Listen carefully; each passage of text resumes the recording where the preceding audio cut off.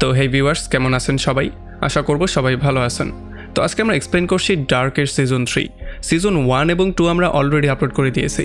যদি সেগুলো এখনও দেখে না থাকেন তাহলে প্লিজ সেগুলো গিয়ে আগে দেখে আসুন, কারণ সেগুলো না দেখলে আপনি এটার আগা মাথা কিছুই বুঝতে পারবেন না।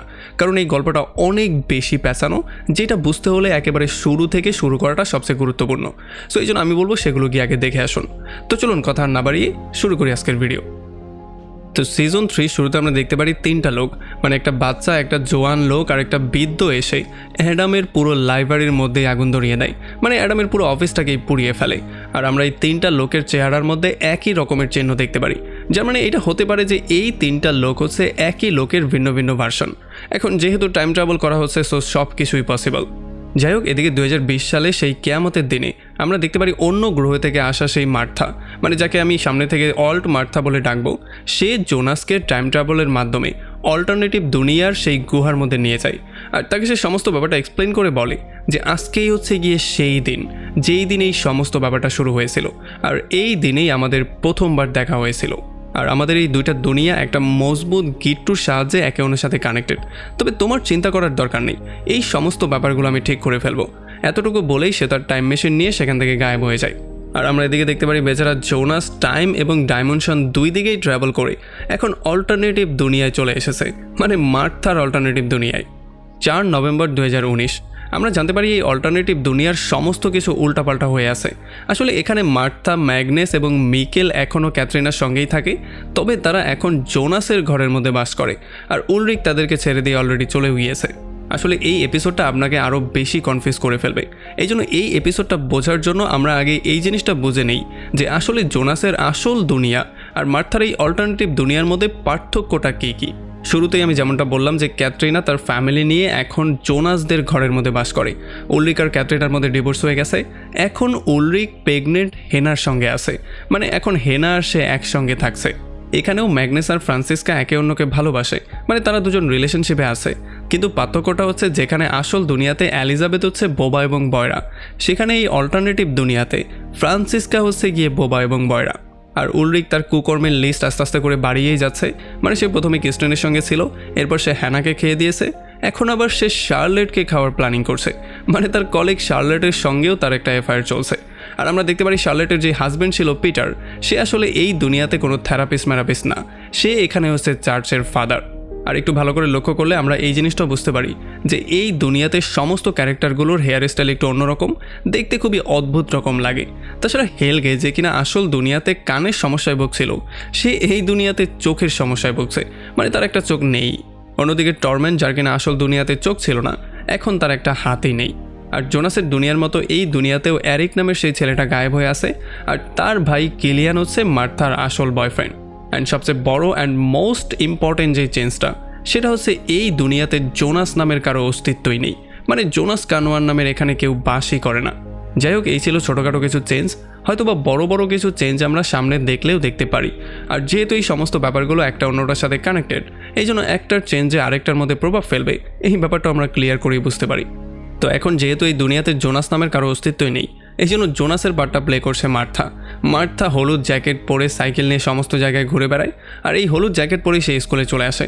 স্কুলে এসে সে প্রথমেই তার বয়ফ্রেন্ডের সঙ্গে মিট করে তার ভাই এরিক সম্পর্কে খোঁজখবর নেয়, মানে তাকে পাওয়া গিয়েছে কিনা বা কোনো খবর আছে কিনা। আর এদিকে উলরিক সোজা তার বাসায় এসে তার প্রেগনেন্ট ওয়াইফ হ্যানার সঙ্গে মিট করে। তবে যখন সে ওয়াশরুমে যায়, তখন হ্যানা তার কাপড় থেকে অন্য মেয়ের একটা চুল পেয়ে যায়, যেটা দেখে তার একটু সন্দেহ হয়ে যায়। সে বুঝতে পারে যে এই উলরিক যতগুলোই বিয়ে করে ফেলুক না কেন, তার চরিত্র কোনোদিনও ঠিক হবে না। এদিকে জোনাসের দুনিয়ার হেলগের মতোই এই দুনিয়ার হেলগেও একা একা বসে টিকটক করা শুরু করে, মানে সে কিয়ামতের কাউন্টডাউন করছিল। আর অন্যদিকে যখন জোনাস তার বাসায় ব্যাক করে, তখন সে দেখতে পারে তার ঘরের মধ্যে এখন আর তার ফ্যামিলি বাসই করে না, মানে এখন তার ঘরের মধ্যে মার্থার ফ্যামিলি বাস করে। আর তাছাড়া তার যে বেডরুমটা ছিল সেটা এখন মার্থা ইউজ করছে। এখন এই ব্যাপারগুলো দেখার পরে জোনাস পুরোপুরিভাবে কনফিউজ হয়ে যায়। এই জন্য সে সেখান থেকে সোজা চলে আসে স্কুলে। আর এখানে জোর করে মার্থার ক্লাসের মধ্যে ঢুকে সে পেছন থেকে বারবার করে মার্থার দিকেই দেখার ট্রাই করে। আর ক্লাস শেষ হয়ে যাওয়ার পরে সে গিয়ে মার্থাকে সরাসরি অ্যাপ্রোচ করে আর তাকে জিজ্ঞেস করে যে আসলে আমি জানিই না আমাকে কী করতে হবে, তুমি একটু ক্লিয়ার করে আমাকে বললে ব্যাপারটা আমার জন্য ইজি হয়ে যেত। তবে আমরা দেখতে পারি মার্থা তাকে চিনতে সরাসরি অস্বীকার করে আর সে তাকে স্টোকার মনে করে সোজা কিলিয়ানের সঙ্গে সেখান থেকে বেরিয়ে চলে যায়। তো এগুলো শোনার পরে জোনাস গিয়ে তার ক্লাস টিচারের সঙ্গে মিট করে আর আজকের ডেটটা তার কাছে জিজ্ঞেস করে। তখন সে জানতে পারে আজকের ডেট হচ্ছে 4 নভেম্বর 2019, মানে আজকে হচ্ছে সেই দিন যেই দিন মিকেল গুহার মাধ্যমে গায়েব হয়ে গিয়ে সোজা 1984 সালে গিয়েছিল। এদিকে স্কুলের পরে হ্যানা চলে আসে ক্রিস্টিনের সঙ্গে মিট করার জন্য। সে এই জিনিসটা চেক করতে চাইছিল যে উলরিক আবার তার পেছনে লাগলো কিনা। তবে যখন সে তার সাথে কথাবার্তা বলে তখন তার উল্টাপাল্টা কথা শোনার পরে সে প্রচণ্ড মাথা গরম করে সেখান থেকে বেরিয়ে যাওয়ার ট্রাই করে। তবে তখনই তার দেখা হয়ে যায় জোনাসের সঙ্গে। জোনাসও তার মাকে প্রেগনেন্ট দেখার পরে পুরোপুরি শকড হয়ে যায় আর সে তাকে মা বলে ডাকা শুরু করে। তবে অ্যাজ এক্সপেক্টেড হ্যানাও তাকে চিনতে পারে না, এই জন্য সে সেখান থেকে বেরিয়ে চলে যায়। আর জোনাসের যে রিয়েকশনটা ছিল এই পুরো এপিসোড 1 দেখার সময় আমার রিয়েকশনটাও কিছুটা এমনই ছিল। এদিকে অ্যারিককে খুঁজে বের করার জন্য মানে অ্যারিকের কেসটাকে ইনভেস্টিগেশন করতে করতে শার্লেট চলে আসে সেই নিউক্লিয়ার পাওয়ার প্ল্যান্টের মধ্যে। আর এখানে সে এসে আলেকজান্ডার ট্রিটমেন্টকে নানান রকমের কোয়েশ্চেনে জর্জরিত করে। তবে আলেকজান্ডার ট্রিটমেন্টও তাকে সরাসরি এটা জানিয়ে দেয় যে আসলে নিউক্লিয়ার পাওয়ার প্ল্যান্টের সাথে সেই গুহার যেই কানেকশন ছিল সেই কানেকশন আমরা অনেক আগেই বন্ধ করে দিয়েছি, মানে সেই সমস্ত গর্তগুলো আমরা সিল করে দিয়েছি। সো এখান থেকে তার গায়েব হয়ে যাওয়া পুরোপুরি ইম্পসিবল একটা ব্যাপার।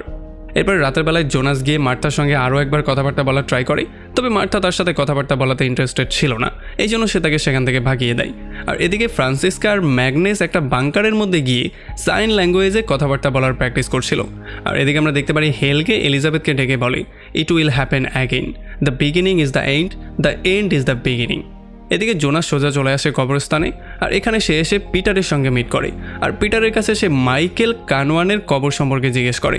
তবে এখানে পিটার তাকে সরাসরি এটা জানিয়ে দেয় যে সে শুধুমাত্র ডেভিড কানওয়ানের কবরটা সম্পর্কে জানে, যে কিনা 1964 সালে মারা গিয়েছিল।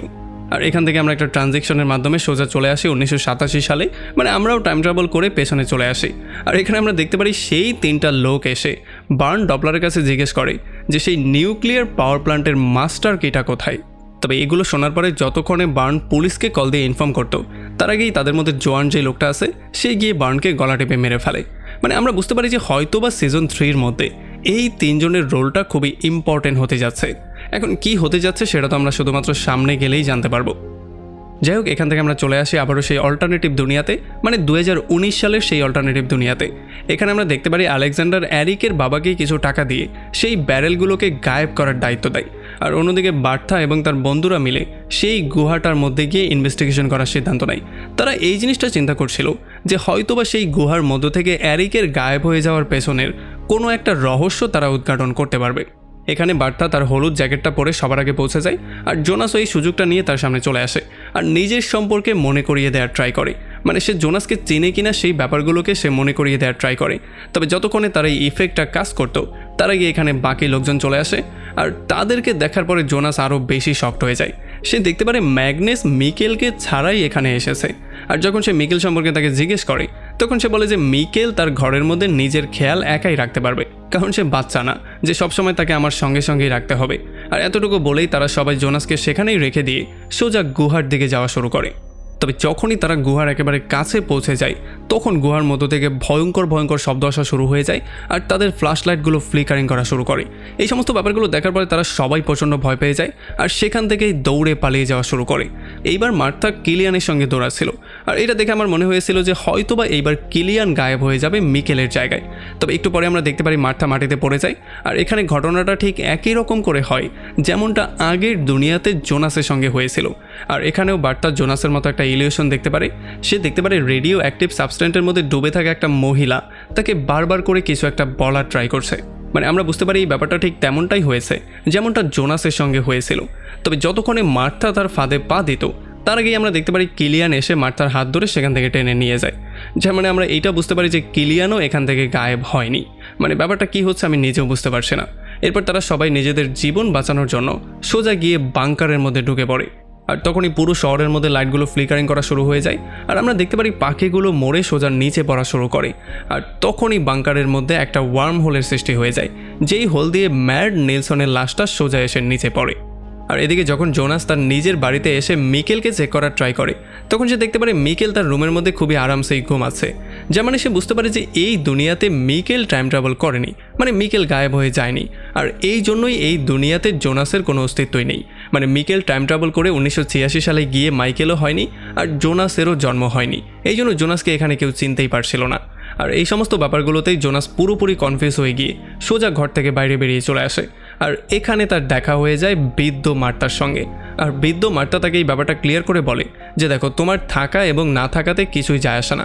তুমি থাকলেও যেমনটা হচ্ছিল, তুমি না থাকলেও তেমনটাই হবে, মানে ছোটোখাটো সেই কেয়ামতটা হয়েই যাবে। আর হয়তোবা এই ব্যাপারটা সম্পর্কেই বৃদ্ধ ক্লাউডিয়া বারবার করে বলছিল। এরপরে অল্ট মার্থার টাইম এবং ডাইমেনশনে ট্রাভেল করতে করতে সোজা চলে আসে 1888 সালে। এখানে এসে সে জোয়ান জোনাস মানে অ্যাডাল্ট জোনাসের সঙ্গে মিট করে। আসলে এখানে জোনাসকে দেখে মনে হচ্ছিল যে হয়তোবা জোনাস একটা টাইম মেশিন বানানোর ট্রাই করছে, যেটা কিনা পরবর্তীতে যখন সে অ্যাডাম হয়ে উঠবে তখন সে এটার ইউজ করবে, যেটা সত্যিই খুবই ইন্টারেস্টিং। তবে এই সিনটাও খুবই গুরুত্বপূর্ণ, সো এটা একটু মনোযোগ দিয়ে দেখার ট্রাই করবেন। আমরা দেখতে পারি অ্যাডাল্ট জোনাস যখন দেখতে পারে মার্থা জীবিত আছে তখন সে অনেক বেশি হ্যাপি হয়ে যায়, আর সে তো তার সাথে চুমাচাটি করারও ট্রাই করা শুরু করে। তবে তখন আবার মার্থা তাকে শান্ত করে বলে যে আমি তোর সেই মার্থা না, আমি হচ্ছে গিয়ে অল্টারনেটিভ দুনিয়ার মার্থা। আসলে অ্যাডাল্ট জোনাস এই অল্ট মার্থার সাহায্যেই এই দুনিয়া এবং তার দুনিয়ার মধ্যে সমস্ত ঘটনাগুলোকে এক জায়গায় করে এই জিনিসটার ক্যালকুলেশন বের করার ট্রাই করবে যে আসলে এই সমস্ত ব্যাপারগুলো কখন, কোথা থেকে আর কিভাবে শুরু হয়েছিল। ওকে, তো এখানে একটা ইম্পর্টেন্ট ব্যাপার হচ্ছে যে এই অল্ট মার্থাকে জোনাস তার নিজের মার্থা মনে করেছিল। তবে এখানে ব্যাপারটা হচ্ছে 2019 সালের যেই জোনাস ছিল সে তো মার্থা সম্পর্কে সমস্ত ব্যাপারগুলো অলরেডি জানতো। সে তো জানতো যে মার্থা মারা গিয়েছে আর একটা অল্ট মার্থা আছে। আর অ্যাডামের প্রফেসি মতে এই ছোট জোনাসই ভবিষ্যতে গিয়ে এই স্ট্রেঞ্জার জোনাস বা এই অ্যাডাল্ট জোনাসে পরিণত হবে। তাহলে অ্যাডাল্ট জোনাস কেন এই মার্থাকে চিনতে পারলো না, মানে সে তাকে কেন নিজের মার্থা বলে মনে করছিল? যার মানে হয়তোবা ডার্কের মধ্যে এই প্রথমবারের মতো এমন কিছু একটা হয়েছে যেটা কিনা পুরো টাইমের সাইকেলকেই ব্রেক করে দিয়েছে। আর এই জন্যই অ্যাডাল্ট জোনাস অল্ট মার্থাকে চিনতে পারছিল না, আর সে তাকে নিজের মার্থা মনে করছিল।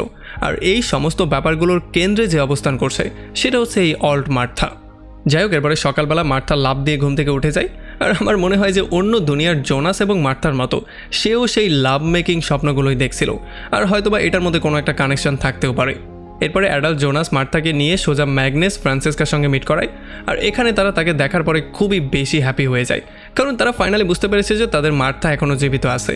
তবে মার্থা এই ব্যাপারটা তাদেরকে ক্লিয়ার করে জানিয়ে দেয় যে আমি আসলে তোমাদের মার্থা না, আসলে তোমাদের দুনিয়াতে যেমন করে কিয়ামত হয়েছিল আমার দুনিয়াতেও ঠিক তেমন করেই কিয়ামত হয়েছিল, যেখানে সবার মৃত্যু হয়ে গেছে, সেখান থেকে শুধুমাত্র আমিই জীবিত রয়ে গিয়েছিলাম। আর এই জন্যই এখন মার্থা চাইছে এই দুইটা দুনিয়ার কানেকশন বের করে এই সমস্ত ব্যাপারগুলো কোথা থেকে শুরু হয়েছিল সেই ব্যাপারটাকে পুরোপুরি ডিস্ট্রয় করে দিয়ে দুইটা দুনিয়াকেই কিয়ামতের হাত থেকে বাঁচাতে। এখন অ্যাডাল্ট জোনাস মার্থাকে জিজ্ঞেস করে যে যদি তুমি অল্টারনেট দুনিয়া থেকেই হয়ে থাকো তাহলে এই 1888 সালের যেই সিক্রেট লোকেশনটা আছে এটা সম্পর্কে তুমি কি করে জানতে পারলে, মানে এখানে যে আমরা আছি এই ব্যাপারটা তুমি কি করে জানতে পারলে? তখন মার্থা তাদেরকে এটা ক্লিয়ার করে বলে যে এই ব্যাপারটা সম্পর্কে আমাকে জোনাস বলেছে, যে কিনা আমাদের দুনিয়াতে গিয়েছিল টাইম এবং ডাইমেনশনকে একসাথে ট্রাভেল করে, আর সেই আমাকে সমস্ত ইনফরমেশনগুলো দিয়েছিল এখানে আসার জন্য। তবে এইটা শোনার পরে অ্যাডাল্ট জোনাস তার উপরে প্রচণ্ড রাগ করে ফেলে, সে চিল্লাচিল্লি করে তাকে পেটাতেও যায়, কারণ সে তাকে বলছিল যে আমি কখনো টাইম ডাইমেনশন একসাথে ট্রাভেল করিনি, আর আমি কখনো অল্ট মার্থার সঙ্গে মিটও করিনি, তাহলে আমি তোমাকে কি করে এই তথ্যগুলো দিতে পারলাম? আর এই সমস্ত ব্যাপারগুলোতে আমরা এটা ক্লিয়ারলি বুঝতে পারি যে স্ট্রেঞ্জার জোনাস মানে অ্যাডাল্ট জোনাসের মনে হচ্ছে যে আসলে মার্থা মিথ্যা কথা বলছে, আর হয়তোবা তাকে অ্যাডামই এখানে পাঠিয়েছে। তবে তখনই আমরা দেখতে পারি এখানে একটা অন্ধ বৃদ্ধ চলে আসে, যে কিনা বার্থাকে কোনো রকমের জোনাসের হাত থেকে সেভ করে, মানে অ্যাডাল্ট জোনাসের হাত থেকে। আর আমরা জানতে পারি 1988 সালে তারা যেই জায়গাটাতে আছে সেই জায়গাটা এই বৃদ্ধ লোকেরই জায়গা। এরপরে অ্যাডাল্ট জোনাস নোয়ার সেই লেটারটাকে ভালো করে দেখা শুরু করে, যেটা কিনা মার্থার মাধ্যমে নোয়া তার কাছে পাঠিয়েছিল। আর এদিকে অন্য দুনিয়ায় আমরা দেখতে পারি ক্রিস্টিনা মিকেলকে খুঁজতে খুঁজতে টাইম ট্রাভেল করে সোজা 1987 সালে চলে আসে। আর এখন সে কানওয়ালের ঘরের মধ্যে লুকিয়ে ঘুমিয়েছিল। আর আজকের তারিখ ছিল 22 ডিসেম্বর 1987 সাল। আর তখন নিলসন ফ্যামিলি ফাইনালি সমস্ত ব্যাপারগুলো মেনে নিয়ে তাদের ছেলে ম্যাড নিলসনের অন্তিম সংস্কার করে তাকে ফাইনালি দাফন করে ফেলে।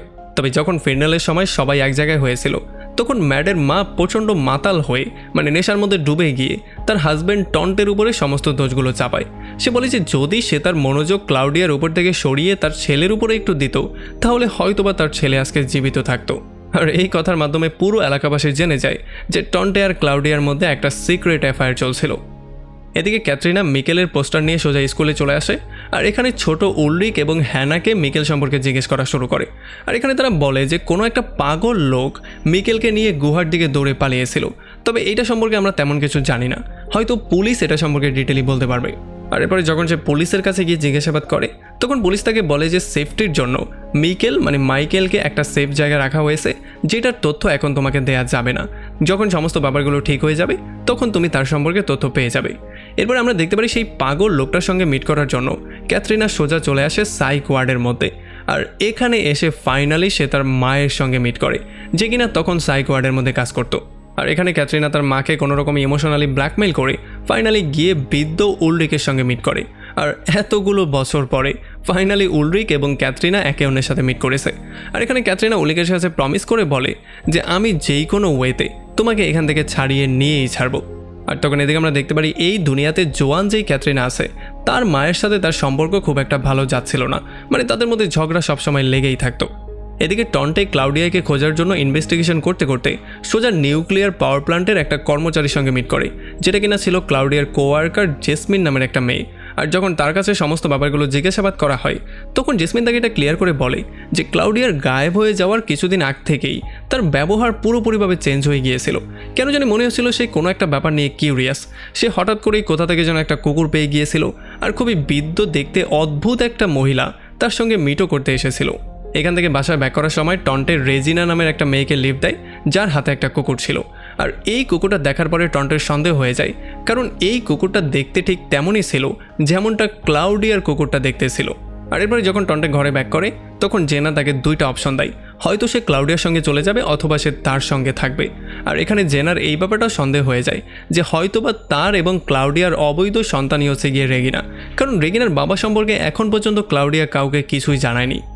আর তখন এদিকে নিউক্লিয়ার পাওয়ার প্ল্যান্টের মধ্যে সেই তিনটা লোক যাদের সবারই কিনা ঠোঁট ফাটা ছিল, তারা এখানে যখন তল্লাশি করছিল তখন জেসমিন এসে তাদেরকে ধরে ফেলে। আর সে যখন তাদেরকে থামানোর ট্রাই করে তখন এখানে ইয়াং যেই লোকটা আছে সে তাকে ডায়লগ দিয়ে বলে যে hell is empty, all devils are here.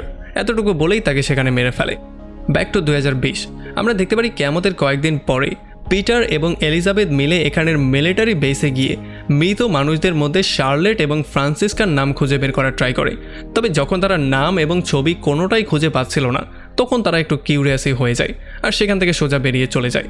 আর এখান থেকে আমরা এই ব্যাপারটা ক্লিয়ারলি জানতে পারি যে সেই অ্যাপোক্লিপসের পরে এই শহরের প্রায় বেশিরভাগ মানুষেরই মৃত্যু হয়ে গেছে।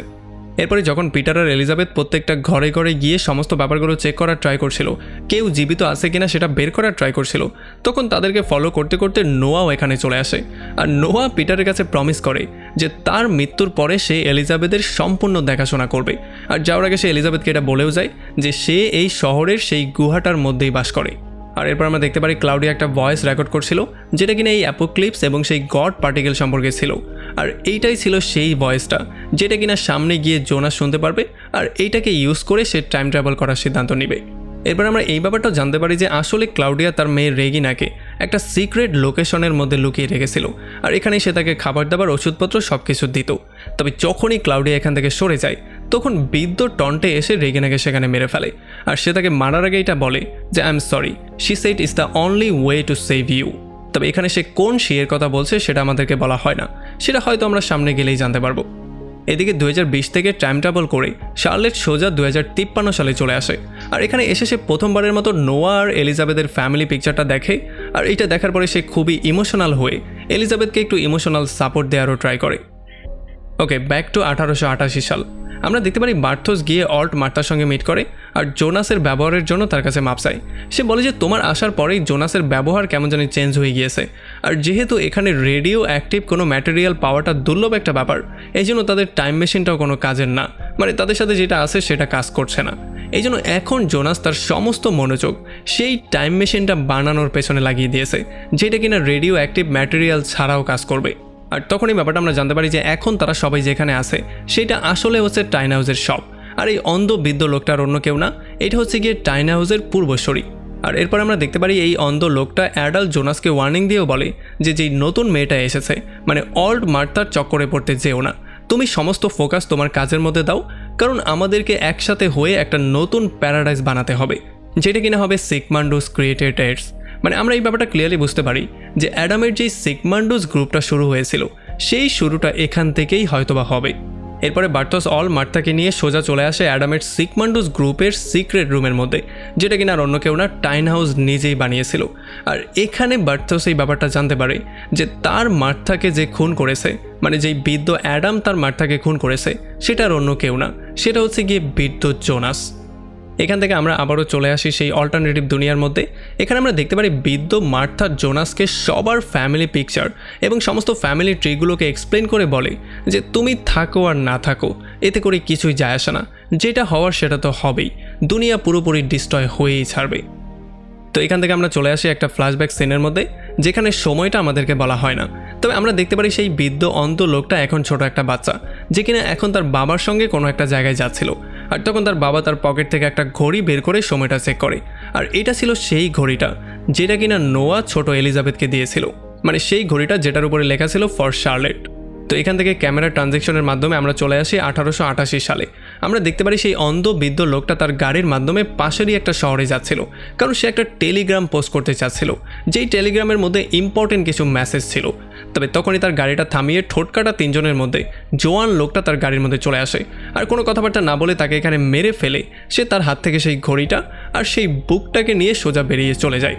আর এদিকে অল্টারনেটিভ দুনিয়ার মধ্যে বৃদ্ধ মার্থা জোনাসকে বলে যে তারা আসলে আর অন্য কেউ না, তারা হচ্ছে অ্যাডাম এবং ইভ, মানে তারা দুনিয়ার মধ্যে এমন একটা গ্লিচের মধ্যে আটকা পড়ে গিয়েছে যেটা কিনা দুইটা দুনিয়ারই 12টা বাজিয়ে দিয়েছে। এখানে বৃদ্ধ মার্থা এটা ক্লিয়ার করে তাকে বলে যে আসলে তুমি আর মার্থা কোনোদিনও এক হতে পারবে না, কারণ তোমাদের নিয়তিটাই এমন করে ফিক্স করা হয়েছে, তুমি যত যা কিছুই করো না কেন তোমার আর মার্থার মিলন কোনোদিনও সম্ভব হবে না, কারণ এই দুইটা দুনিয়া যেমন একটা গিট্টুর মাধ্যমে একে অন্যের সাথে কানেক্টেড, তেমনি তোমাদের ভাগ্যটাও একটা গিট্টুর মাধ্যমে একে অন্যের সাথে কানেক্টেড, যেটা কিনা কোনোভাবেই চেঞ্জ করা সম্ভব না। তবে এই সমস্ত ব্যাপারগুলো শোনার পরে জোনাসের মাথা প্রচণ্ড গরম হয়ে যায়, আর সে তার উপরে চিল্লাচিল্লি করা শুরু করে। আসলে জোনাসের মনে হয়েছিল সেই বৃদ্ধ অ্যাডামের মতো এই বৃদ্ধ মার্থাও তাকে তার স্বার্থেই ইউজ করতে চাচ্ছে। তবে এরপর আবার বৃদ্ধ মার্থা তাকে কনভিন্স করে বলে যে যদি তুমি মার্থাকে সেভ করতে চাও তাহলে অবশ্যই তোমাকে এটাই করতে হবে, আর এইটা বলে সে তাকে কনভিন্সও করে ফেলে। এরপরে 2019 সালে জোনাস একটা টর্চ লাইট নিয়ে বেরিয়ে পড়ে মার্থাকে সেভ করার জন্য, আর অল্ট মার্থাকে তার ভবিষ্যতের রাস্তা দেখানোর জন্য। তবে যখন সে চলে যায় তখন আমরা অডিয়েন্সরা এই ব্যাপারটা ক্লিয়ারলি বুঝতে পারি যে সেই বৃদ্ধ অ্যাডামের মতোই এই বৃদ্ধ মার্থার মধ্যেও কোনো একটা সমস্যা আছে, মানে সেও কিছু একটা চাল চালার ট্রাই করছে। এর একটু পরে আমরা দেখতে পারি সেই 3টা ঠোঁটকাটা লোকও চলে আসে বৃদ্ধ মার্থার সামনে, আর তারা এনে সেই সমস্ত জিনিসগুলো তার সামনে দেয় যেগুলো এতক্ষণ ধরে তারা কালেক্ট করছিল, মানে সেই ঘড়িটা, সেই বইটা এবং একটা ডায়েরি। আর এখানে আমরা জানতে পারি যেমন করে ছোট আর বড় নোয়া অ্যাডামের জন্য কাজ করতো, তেমন করে এই 3জন এখন বৃদ্ধ মার্থার জন্য কাজ করে। আর এখানে আমরা এই ব্যাপারটাও জানতে পারি যে অ্যাডামের মতোই এই বৃদ্ধ মার্থার টাইমলাইনকে ডিস্ট্রয় করতে না, বরং সে টাইমলাইনকে নতুন করে শুরু করতে চায়, যাতে করে সবার জীবন সে আবারও সেভ করতে পারে। এদিকে 2019 সালে উলরিক তার ভাই ম্যাডের যে লাশটা পেয়েছে সেটা নিয়ে খুবই কনফিউজ হয়েছিল, আর সেটা নিয়ে অনেক টেনশনের মধ্যেও ছিল, কারণ সে ম্যাডের মতোই জামা কাপড় পরেছিল। তবে উলরিক এই ব্যাপারটা গেস করতে পারছিল যে হয়তোবা যেই লাশটা এখন পাওয়া গিয়েছে আর যেখান থেকে অ্যারিক গায়েব হয়ে গেছে, এই দুইটা ব্যাপার হয়তোবা কানেক্টেড হলেও হতে পারে। তবে এখন পর্যন্ত উলরিক এই ব্যাপারটা গেস করতে পারেনি যে যেই লাশটা সে সেখান থেকে পেয়েছে সেই লাশটা আসলে অন্য কারো না, সেটা হচ্ছে তার ছোট ভাই ম্যাডেরই লাশ। আর এই সমস্ত ব্যাপারগুলোতে প্রচণ্ড ইমোশনাল হয়ে ফাইনালি উলরিক সিদ্ধান্ত নেয় শার্লেটের সঙ্গে তার যে রিলেশন আছে সেটা সে ব্রেকআপ করে ফেলবে। তো এরপরে যখন উলরিক গিয়ে মার্থা এবং ম্যাগনেসকে এগুলো নিয়ে জিজ্ঞেস করে তখন তারা দুজনও তাকে সমস্ত সত্যিটা বলে দেয়। তারা বলে যে সেই বাংকারের মধ্যে একটা ভয়ঙ্কর ওয়ার্ম হোলের সৃষ্টি হয়েছিল, যেখান দিয়ে এই লাশটা এসে আমাদের সামনে পড়েছিল, আর এরপর অদ্ভুত রকম করে সেই ওয়ার্ম হোলটা গায়েবও হয়ে গিয়েছিল। তবে উলরিক এগুলোতে একেবারে বিশ্বাস করতে চাইছিল না, তার মনে হয়েছিল যে হয়তোবা সেই লাশটা সেখানেই পড়েছিল, আর যখন তারা এই লাশটাকে পেয়েছে তখন তারা কিলিয়ানের দেয়া কোনো উল্টাপাল্টা নেশা করেছিল, এই জন্যই তারা অদ্ভুত রকমের উল্টাপাল্টা কথা বলছে। আর এদিকে হেনা উলরিকের সম্পর্কে ইনভেস্টিগেশন করতে করতে, মানে সে কার সাথে এফআইআর করছে এইটা খুঁজে বের করার ট্রাই করতে করতে সোজা পুলিশ স্টেশনে চলে আসে। আর এখানে শার্লেটকে সঙ্গে সে এটা বের করে ফেলে যে এইটাই হচ্ছে গিয়ে সেই ডাইনি যে কিনা আমার সংসারটাকে ডিস্ট্রয় করতে চায়। তো এখান থেকে হেনা সোজা চলে আসে নিউক্লিয়ার পাওয়ার প্ল্যান্টের মধ্যে, আর সে আলেকজান্ডারকে ব্ল্যাকমেইল করা শুরু করে যাতে করে সে শার্লেটের জীবনটা পুরোপুরিভাবে ডিস্ট্রয় করে দেয়। ঠিক সে তাকে তেমন করেই ব্ল্যাকমেইল করছিল, যেমন করে 2019 সালের হেনা তাকে তার পাসপোর্ট দেখিয়ে বারবার করে ব্ল্যাকমেইল করছিল যাতে সে উলরিকের জীবনটাকে নষ্ট করে দেয়। এদিকে যখন শার্লেট সেই গুহার মধ্যে গিয়ে ভালো করে চেক করা শুরু করে তখন এখানে সে 1 টাকার সেই জার্মান কয়েনটা পেয়ে যায়, যেমন কয়েন সে হেলকের কাছে পেয়েছিল। আর এই সমস্ত ব্যাপারগুলো জিজ্ঞাসাবাদ করার জন্যই শার্লেট সোজা চার্চে চলে আসে পিটারের সঙ্গে মিট করতে, যে কিনা অলরেডি এখানে অল দুনিয়ার বেনির সঙ্গে বসেছিল। এখানে বেনিকে দেখে কোনো ট্রান্সজেন্ডার প্রস্টিটিউট মনে হচ্ছিল না, তাকে দেখে খুবই নর্মাল একটা ছেলে মনে হচ্ছিল। তবে তাদের দুজনের মধ্যে যে এখানেও একটা কানেকশন আছে সেই ব্যাপারটা আমরা ক্লিয়ারলি দেখতে পারি। তো এরপরে শার্লেট পিটারকে এই কয়েনটা, তার বাবা এবং সেই গুহা সম্পর্কে জিজ্ঞেস করা শুরু করে, মানে তার সেই বাংকারওয়ালা চেম্বার সম্পর্কে। সে ঠিক তেমন করেই তাকে জিজ্ঞাসাবাদ করছিল যেমন করে 2019 সালের শার্লেট তাকে জিজ্ঞাসাবাদ করেছিল। তবে যখনই পিটার কোনো একটা কিছু বলতে যাচ্ছিল তার আগেই তার কাছে পুলিশ স্টেশন থেকে একটা কল চলে আসে, যেখানে তাকে বলছিল যে তার বাবা হেলগে পুলিশ স্টেশনে গিয়ে সমস্ত ব্যাপারগুলো স্বীকার করা শুরু করেছে। তো এটা শোনার পরে যখন তারা দুজন পুলিশ স্টেশনে চলে আসে তখন তারা দেখতে পারে বৃদ্ধ হেলগে একটা বাচ্চাকে মারার সমস্ত দোষ স্বীকার করে নিয়েছে। তবে সে এইটা বলে না যে সে আসলে কোন বাচ্চাকে মেরেছে, আর সে এইটাও বলে না তার কাছে সেই জার্মান কয়েনটা এবং ম্যাডের কাপড় চোপড় কী করে আসলো। তবে যখন উল্লিকে সেই ব্যাপারটা শুনতে পারে তখন সে পাগলের মতো হয়ে তার গলার মধ্যে ধরে ফেলে আর তাকে মেরে ফেলার ট্রাই করে। তবে সবাই মিলে কোনো রকমে তাকে ফ্রি করে ফেলে। এদিকে অল মার্থাও আস্তে আস্তে করে কনফিউজ হয়ে যাচ্ছিল। তার মনে হচ্ছিল যে হয়তোবা সেদিন সে যখন লাশটা পেয়েছিল তখন কিলিয়ান তাকে নেশাদ্রব্য খাইয়েছিল, এই জন্যই সে এমন কিছু একটা দেখতে পেয়েছিল। তবে যখন সে কিলিয়ানকে গিয়ে জিজ্ঞেস করে তখন কিলিয়ান তাকে পরিষ্কারভাবে না করে দেয়। সে বলে যে সেদিন আমরা তেমন কিছুই নেইনি। আর যখন মার্থা এখান থেকে ব্যাক করার ট্রাই করছিল তখন তার দেখা হয়ে যায় জোনাসের সঙ্গে। আর এখানেই ব্যাপারটা আমরা ক্লিয়ারলি জানতে পারি যে আসলে সেই দিন মার্থা ভিশনের মধ্যে যেই মহিলাকে দেখতে পেয়েছিল সেটার অন্য কেউ ছিল না, সেটা ছিল তারই ফিউচার ভার্সন। আর জোনাসের মুখ থেকে এই সমস্ত ব্যাপারগুলো শোনার পরে অল্ট মার্থার সমস্ত ব্যাপারগুলো আস্তে আস্তে করে বিশ্বাস করা শুরু করে, আর জোনাসের উপরেও তার ভরসা আসা শুরু হয়ে যায়। এই জন্য সে তার সঙ্গে সেই গুহার মধ্যে যাওয়ার সিদ্ধান্ত নেয়। মানে এই সমস্ত ব্যাপারগুলো হচ্ছিল অল্টারনেটিভ দুনিয়ার মধ্যে। এদিকে 1988 সালে বার্থোসের মাথা প্রচণ্ড গরম হয়ে যায়। এই জন্য সে এসে সবার সামনে এটা এক্সপোজ করে বলে দেয় যে এই অ্যাডাল জোনাসই হচ্ছে গিয়ে আমাদের সেই অ্যাডাম, যে কিনা আমাদের মার্থাকে মেরেছে। আর এগুলো শোনার পরে এখানে সবাই তার উপরে প্রচণ্ড রাগ করে। তবে যখন ব্যাপারটা একটু ঠান্ডা হয় তখন অ্যাডাল জোনাস গিয়ে পার্সোনালি বার্থার সঙ্গে মিট করে। আর এই বার্থাকে সে জিজ্ঞেস করে যে যদি আমি ডাইমেনশন এবং টাইম ট্রাভেল একসাথে করে থাকি আর তোমার সঙ্গে আমি মিটও করে থাকি তাহলে এই ব্যাপারটা আমার কেন মনে পড়ছে না, এটা আমার ব্রেন থেকে কোথায় চলে গেল। তবে তখন বার্থা বলে যে এই সমস্ত ব্যাপার সম্পর্কে আমি কিছুই জানি না, তবে তুমি যে আমার সঙ্গে দেখা করেছিলে এটা 100% শিওর, আমি মিথ্যা কথা বলছি না। আর এরপরে মার্থা অ্যাডাল জোনাসের ভরসা উইন করার জন্য তার টাইম মেশিনের মধ্যে যেই শেষ রেডিও অ্যাক্টিভ সাবস্টেন্সটা ছিল সেটা বের করে অ্যাডাল জোনাসের হাতে দিয়ে দেয়। আর এটা নিয়ে অ্যাডাল জোনাস সোজা তার ল্যাবের মধ্যে চলে আসে আর তার নিজের বানানো টাইম মেশিনটাকে, মানে সেই গড পার্টিকেলটাকে স্টেবল করার একটা ব্যর্থ চেষ্টা করে। আমরা দেখতে পারি যখন অ্যাডাল জোনাস এবং তার সঙ্গীরা এই ব্যাপারটা নিয়ে এক্সপেরিমেন্ট করছিল তখন সুযোগ বুঝে অল্ট মার্থা তার নিজের টাইম মেশিনের ইউজ করে সেখান থেকে গায়েব হয়ে যায়। মানে সে মিথ্যা বলেছিল যে তার কাছে শেষ গড পার্টিকেল সেটাই ছিল যেটা সে একটু আগে জোনাসকে দিয়েছে, কিন্তু তার কাছে আসলে বাড়তি গড পার্টিকেল ছিল যেটার মাধ্যমে সে টাইম ট্রাভেল করে ফেলেছে। তো এরপর আমরা দেখতে পারি মার্থা 1888 সাল থেকে টাইম ট্রাভেল করে সোজা 2053 সালে চলে আসে, যেখানে অ্যাডাম তার জন্য ওয়েট করছিল। যার মানে এই ব্যাপারটা আমরা ক্লিয়ারলি বুঝতে পারি যে অ্যাডাল জোনাসের সন্দেহটাই সত্যি ছিল। আসলে এই সমস্ত ব্যাপারটার পেছনেও অ্যাডামেরই হাত ছিল। মানে অল্ট মার্থা অ্যাডামের কথাতেই অ্যাডাল জোনাসের সঙ্গে গিয়ে মিট করেছিল আর তাকে সেই ডার্ক ম্যাটারের টুকরোটা দিয়েছিল, যাতে করে এইটার সাহায্যে অ্যাডাল জোনাস একটা টাইম ট্রাভেল মেশিন বানাতে পারে এবং ভবিষ্যতে তার জন্য এই জিনিসটা কাজ করে। মানে আমরা বুঝতে পারি যে সমস্ত কিছুর পেছনে অ্যাডামের হাত আছে, আর অ্যাডামকে আমরা অ্যাডাম না বলে সব জানতা অ্যাডাম বললেও ভুল হবে না। যাই হোক, ব্যাক টু দ্য অল্টারনেটিভ দুনিয়া। এখানে আমরা দেখতে পারি জোনাস আর মার্থা সেই গুহার মাধ্যমে টাইম ট্রাভেল করে সেখান থেকে অন্য একটা জায়গায় যাওয়ার ট্রাই করে। তবে এখানে সেই দরজাটার উপরে দাস দ্য ওয়ার্ল্ড ক্রিয়েটেড এই জিনিসটা না লেখা থেকে এখানে লেখা আছে লেট দেয়ার বি লাইট। এরপরে যখন তারা গুহা থেকে বাইরে বেরিয়ে আসে তখন তারা পুরোপুরি শক্ট হয়ে যায়। তারা দেখতে পারে এখানে জঙ্গল টঙ্গল সব গায়েব হয়ে গেছে, এখানে পুরোপুরি একটা মরুভূমি হয়ে গেছে। আর তখন জোনাস অল্টারনেটিভ মার্থাকে বলে যে আমার কাজ ছিল তোমাকে এই পর্যন্ত নিয়ে আসা, এখন বাকিটা তোমাকেই করতে হবে। আর এতটুকু বলার পরে আমরা দেখতে পারি এখানে মিডল এজ মার্থা চলে আসে, যাকে আমরা স্ট্রেঞ্জার মার্থাও বলতে পারি। সে এসে তাদের দুজনকে ওয়েলকাম করে। তো এখান থেকে আমরা চলে আসি 1954 সালে, আর আমরা জানতে পারি এইটা অল্টারনেটিভ দুনিয়া না, এটা হচ্ছে গিয়ে আসল জোনাসের সেই দুনিয়া। এখানে আমরা দেখতে পারি টন্টে দাঁড়িয়ে যখন গুহাটার দিকে তাকিয়েছিল তখন সেই কিলার ট্রিও এখানে চলে আসে, মানে সেই 3 জন কিলার। তারা এসে টন্টাকে চারপাশ থেকে ঘিরে ফেলে। তো এখানে জোয়ান লোকটা টন্টাকে বলে যে আমি তোমার মা মানে এগনেসকে খুবই ভালো করে চিনি।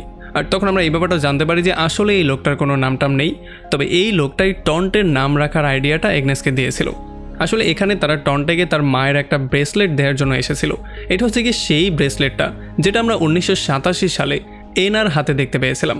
আর যদিও টন্টে ব্রেসলেটটা পাওয়ার পরে প্রচণ্ড ভয়ের মধ্যে ছিল, তবে তবুও সে এখান থেকে কোনো রকমে বেরিয়ে চলে যায়। এদিকে আমরা দেখতে পারি হেনা তার নাম চেঞ্জ করে ক্রিস্টিনা রেখে সোজা এখন 1954 সালের শহরে এসে বাস করা শুরু করে দিয়েছে। আর এখন জোয়ান ইগনের সাথে তার একটা রিলেশনশিপও শুরু হয়ে গেছে। ইগন তার উপরে ইমপ্রেস হয়ে তাকে একটা নেকলেসও গিফট করেছে। আর এই নেকলেসটা দেখে আমাদের মনে হচ্ছে যে এটা হচ্ছে সেই নেকলেস যেটা কিনা ঘুরে ফিরে একটা সময় মার্থার কাছে গিয়ে পৌঁছাবে।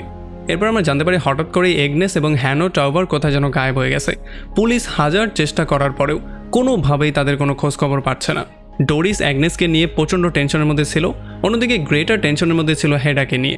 এখানে ডোরিসের মনে হয় যে হয়তোবা হেনো এবং অ্যাগনেস তারা দুজনে হাজব্যান্ড ওয়াইফ, আর তারা দুজন যে একসাথে গায়েব হয়ে গেছে এই ব্যাপারটা হয়তো একে অন্যের সাথে সম্পূর্ণ কানেক্টেড। আর তখন এদিকে হেনা একটা খুবই শকিং নিউজ পেয়ে যায়, সে জানতে পারে সে আসলে প্রেগনেন্ট। এরপরে ডরিস চলে আসে চার্চে মিসিং মিনিস্টার হেনা টাউবার মানে নোয়া সম্পর্কে জিজ্ঞাসাবাদ করার জন্য। আর এখানে আসার পরে সে পরিচিত হয় সেই কিলার ট্রায়োর সাথে, মানে সেই 3 জন খুনির সাথে।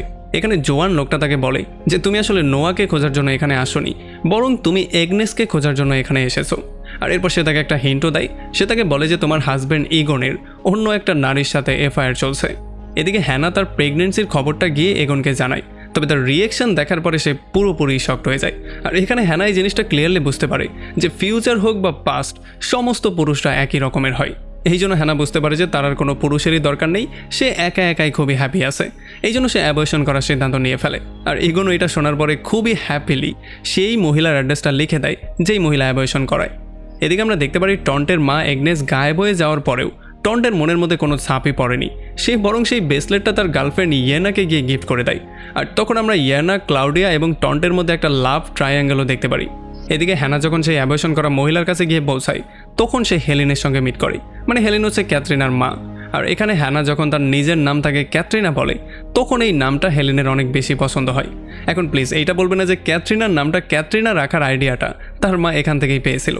আর যখন হেলি দেখতে পারে হেনার গলার মধ্যে সেন্ট ক্রিস্টোফারের একটা নেকলেস আছে তখন সে খুবই হ্যাপি হয়ে যায়, কারণ সে খুবই রিলিজিয়াস ছিল।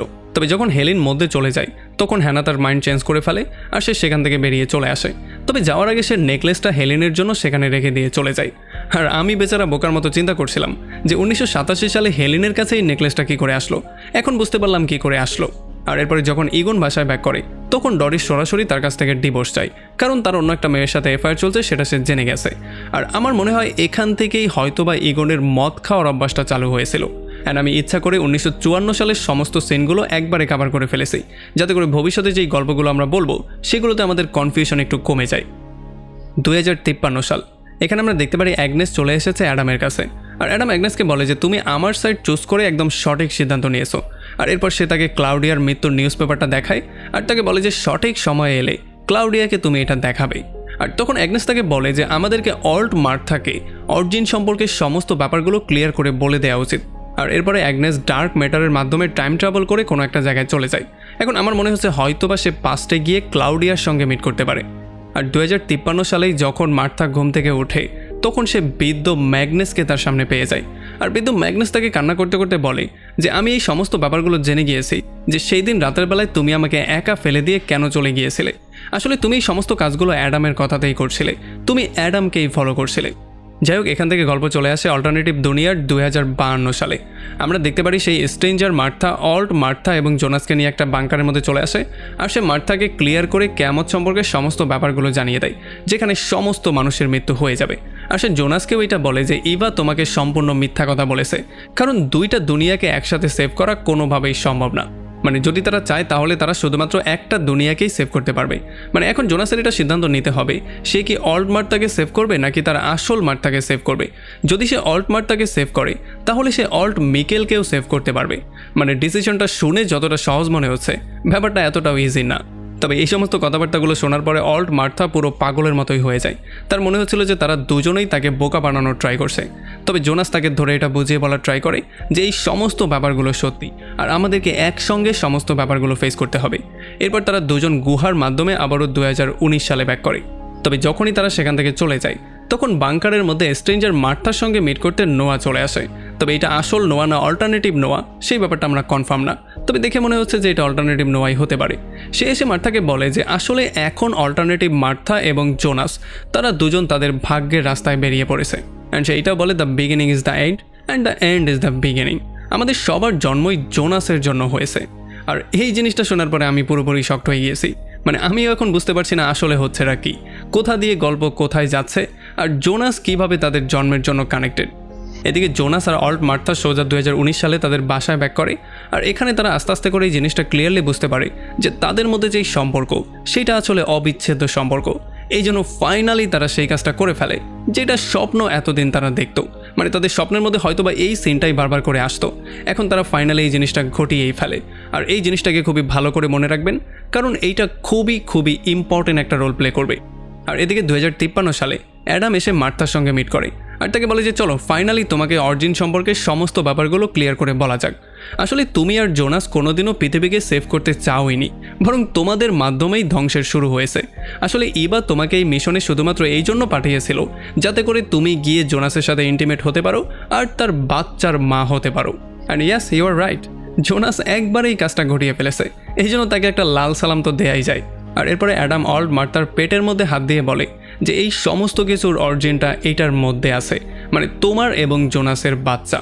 আর তখন ক্যামেরা ট্রানজেকশন করে আমাদেরকে নিয়ে আসা হয় সেই ট্রিওর কাছে, মানে সেই কিলার ট্রিওর কাছে।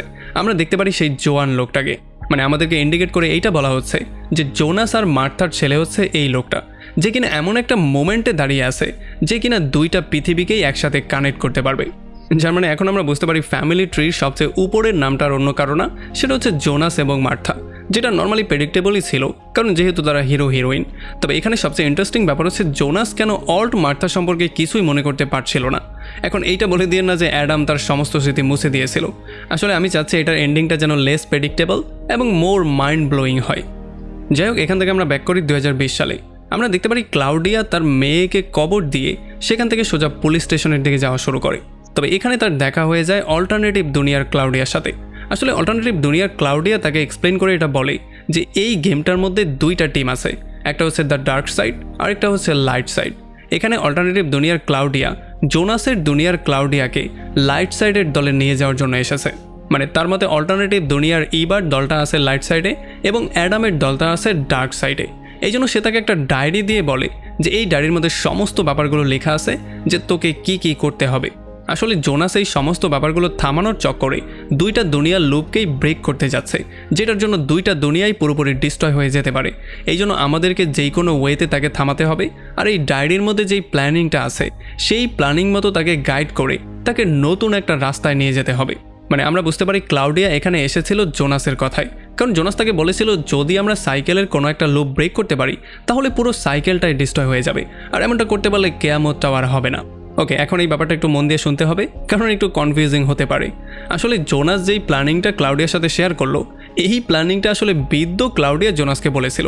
মানে বৃদ্ধ ক্লাউডিয়ার প্ল্যানিংটা জোনাস জোয়ান ক্লাউডিয়ার কাছে ট্রান্সফার করলো, যেটাকে একটা লুপের মতো বলতে পারেন, মানে একটা ওয়াইড লুপ, যেটার মাধ্যমে বৃদ্ধ ক্লাউডিয়ার নিজের মাথার ইনফরমেশনই জোনাসের মাধ্যমে তার জোয়ান মাথায় ঢুকে গিয়েছে। আর এদিকে 2020 সালে অল ক্লাউডিয়া আসল ক্লাউডিয়াকে বলে যে যদি ভবিষ্যতেও এই জিনিসটাকে কন্টিনিউ রাখতে চাও তাহলে যেই রকম করে ডায়েরিতে প্ল্যানিং করা হয়েছে ঠিক সেই রকম করেই প্ল্যানিংটাকে এক্সিকিউট করে জোনাসকে তার নিজের পাতের মধ্যেই রাখতে হবে। মানে এই সমস্ত লুপটা কন্টিনিউ হতে হবে, আর নয়তোবা এই সাইকেলটা ব্রেক হয়ে যাবে আর আমাদের সমস্ত প্ল্যানটাই নষ্ট হয়ে যাবে। আসলে গুহার মধ্যে যে দরজাটা ছিল সেটা প্রথমবার 1986 সালে খোলা হয়েছিল। এরপরে 2019 সালে স্ট্রেঞ্জার জোনাস এসে সেই দরজাটা বন্ধ করে দিয়েছিল। তবে 2020 সালে জোনাস আরও একবার সেই দরজাটাকে খুলে একটা ইনফাইনাইট পাসেস ক্রিয়েট করেছে। আর এরপর থেকে যারাই এই দরজাটার ইউজ করেছে তারা ডার্ক ম্যাটারের ট্রেসেস এখানে রেখে দিয়ে চলে গিয়েছে। তবে যতক্ষণ এই ডার্ক ম্যাটারের ট্রেসেসগুলো নিশ্চিহ্ন হয়ে যেত তার আগেই আবারও দরজাটাকে ওপেন করা হয়েছে, যার মানে ডার্ক ম্যাটারের সাপ্লাই অনেকটা বেড়ে গিয়েছে। আর এমন করেই গুহার মধ্যে সেই গর্তটা ওপেন হয়েছিল, মানে টাইম ট্রাভেল যেই পাসেসটা। মানে সহজ করে যদি আপনাদেরকে বুঝিয়ে বলি তাহলে সেই গুহার মধ্যে গর্তটা আবারও ওপেন হওয়ার জন্য এই সমস্ত ব্যাপারগুলো লুপে হওয়াটা খুবই জরুরি। আর যাওয়ার আগে অল ক্লাউডিয়া আসল ক্লাউডিয়াকে বলে যায় যে তোমাকে নোয়া, জোনাস এবং মার্থাকে সঠিক রাস্তায় সবসময় গাইড করতে থাকতে হবে। এতটুকু বলেই সে তার টাইম ট্রাভেল মেশিন দিয়ে সেখান থেকে হঠাৎই ভ্যানিশ হয়ে যায়। এদিকে 2020 সালে পিটার এবং এলিজাবেথ প্রতিদিনের মতো লাশগুলো চেক করতে বেরিয়ে পড়ে। তবে এইবার যাওয়ার সময় এলিজাবেথ তার মাইন্ড চেঞ্জ করে ফেলে, আর সে সাইন ল্যাঙ্গুয়েজে তার বাবা পিটারকে বলে যে এখন সময় চলে এসেছে আমাদের গিভ আপ করে দেওয়ার, কারণ শার্লেট আর ফ্রান্সিসকার মৃত্যু হয়ে গেছে। আর তাছাড়া প্রতিদিন আসা নিয়ে এতগুলো লাশ চেক করতে করতে আমি নিজেও অনেকটা বিরক্ত হয়ে গেছি। এতটুকু বলে সে সেখান থেকে সোজা তার ক্যাম্পে ব্যাক করে, যেখানে তাকে ফেস করতে হয় একটা সাইকোকে। আসলে এই লোকটা তাদের গাড়িতে শুধুমাত্র খাবার চুরি করার জন্য এসেছিল।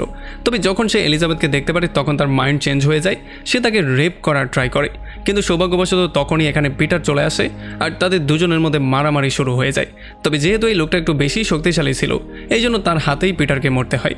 আর এই সুযোগে এলিজাবেথ একটা ফায়ার এক্সটিংগুইশার নিয়ে সোজা সেই লোকটার উপরে আক্রমণ করে তার মাথাটা গুঁড়ো গুঁড়ো করে ফেলে।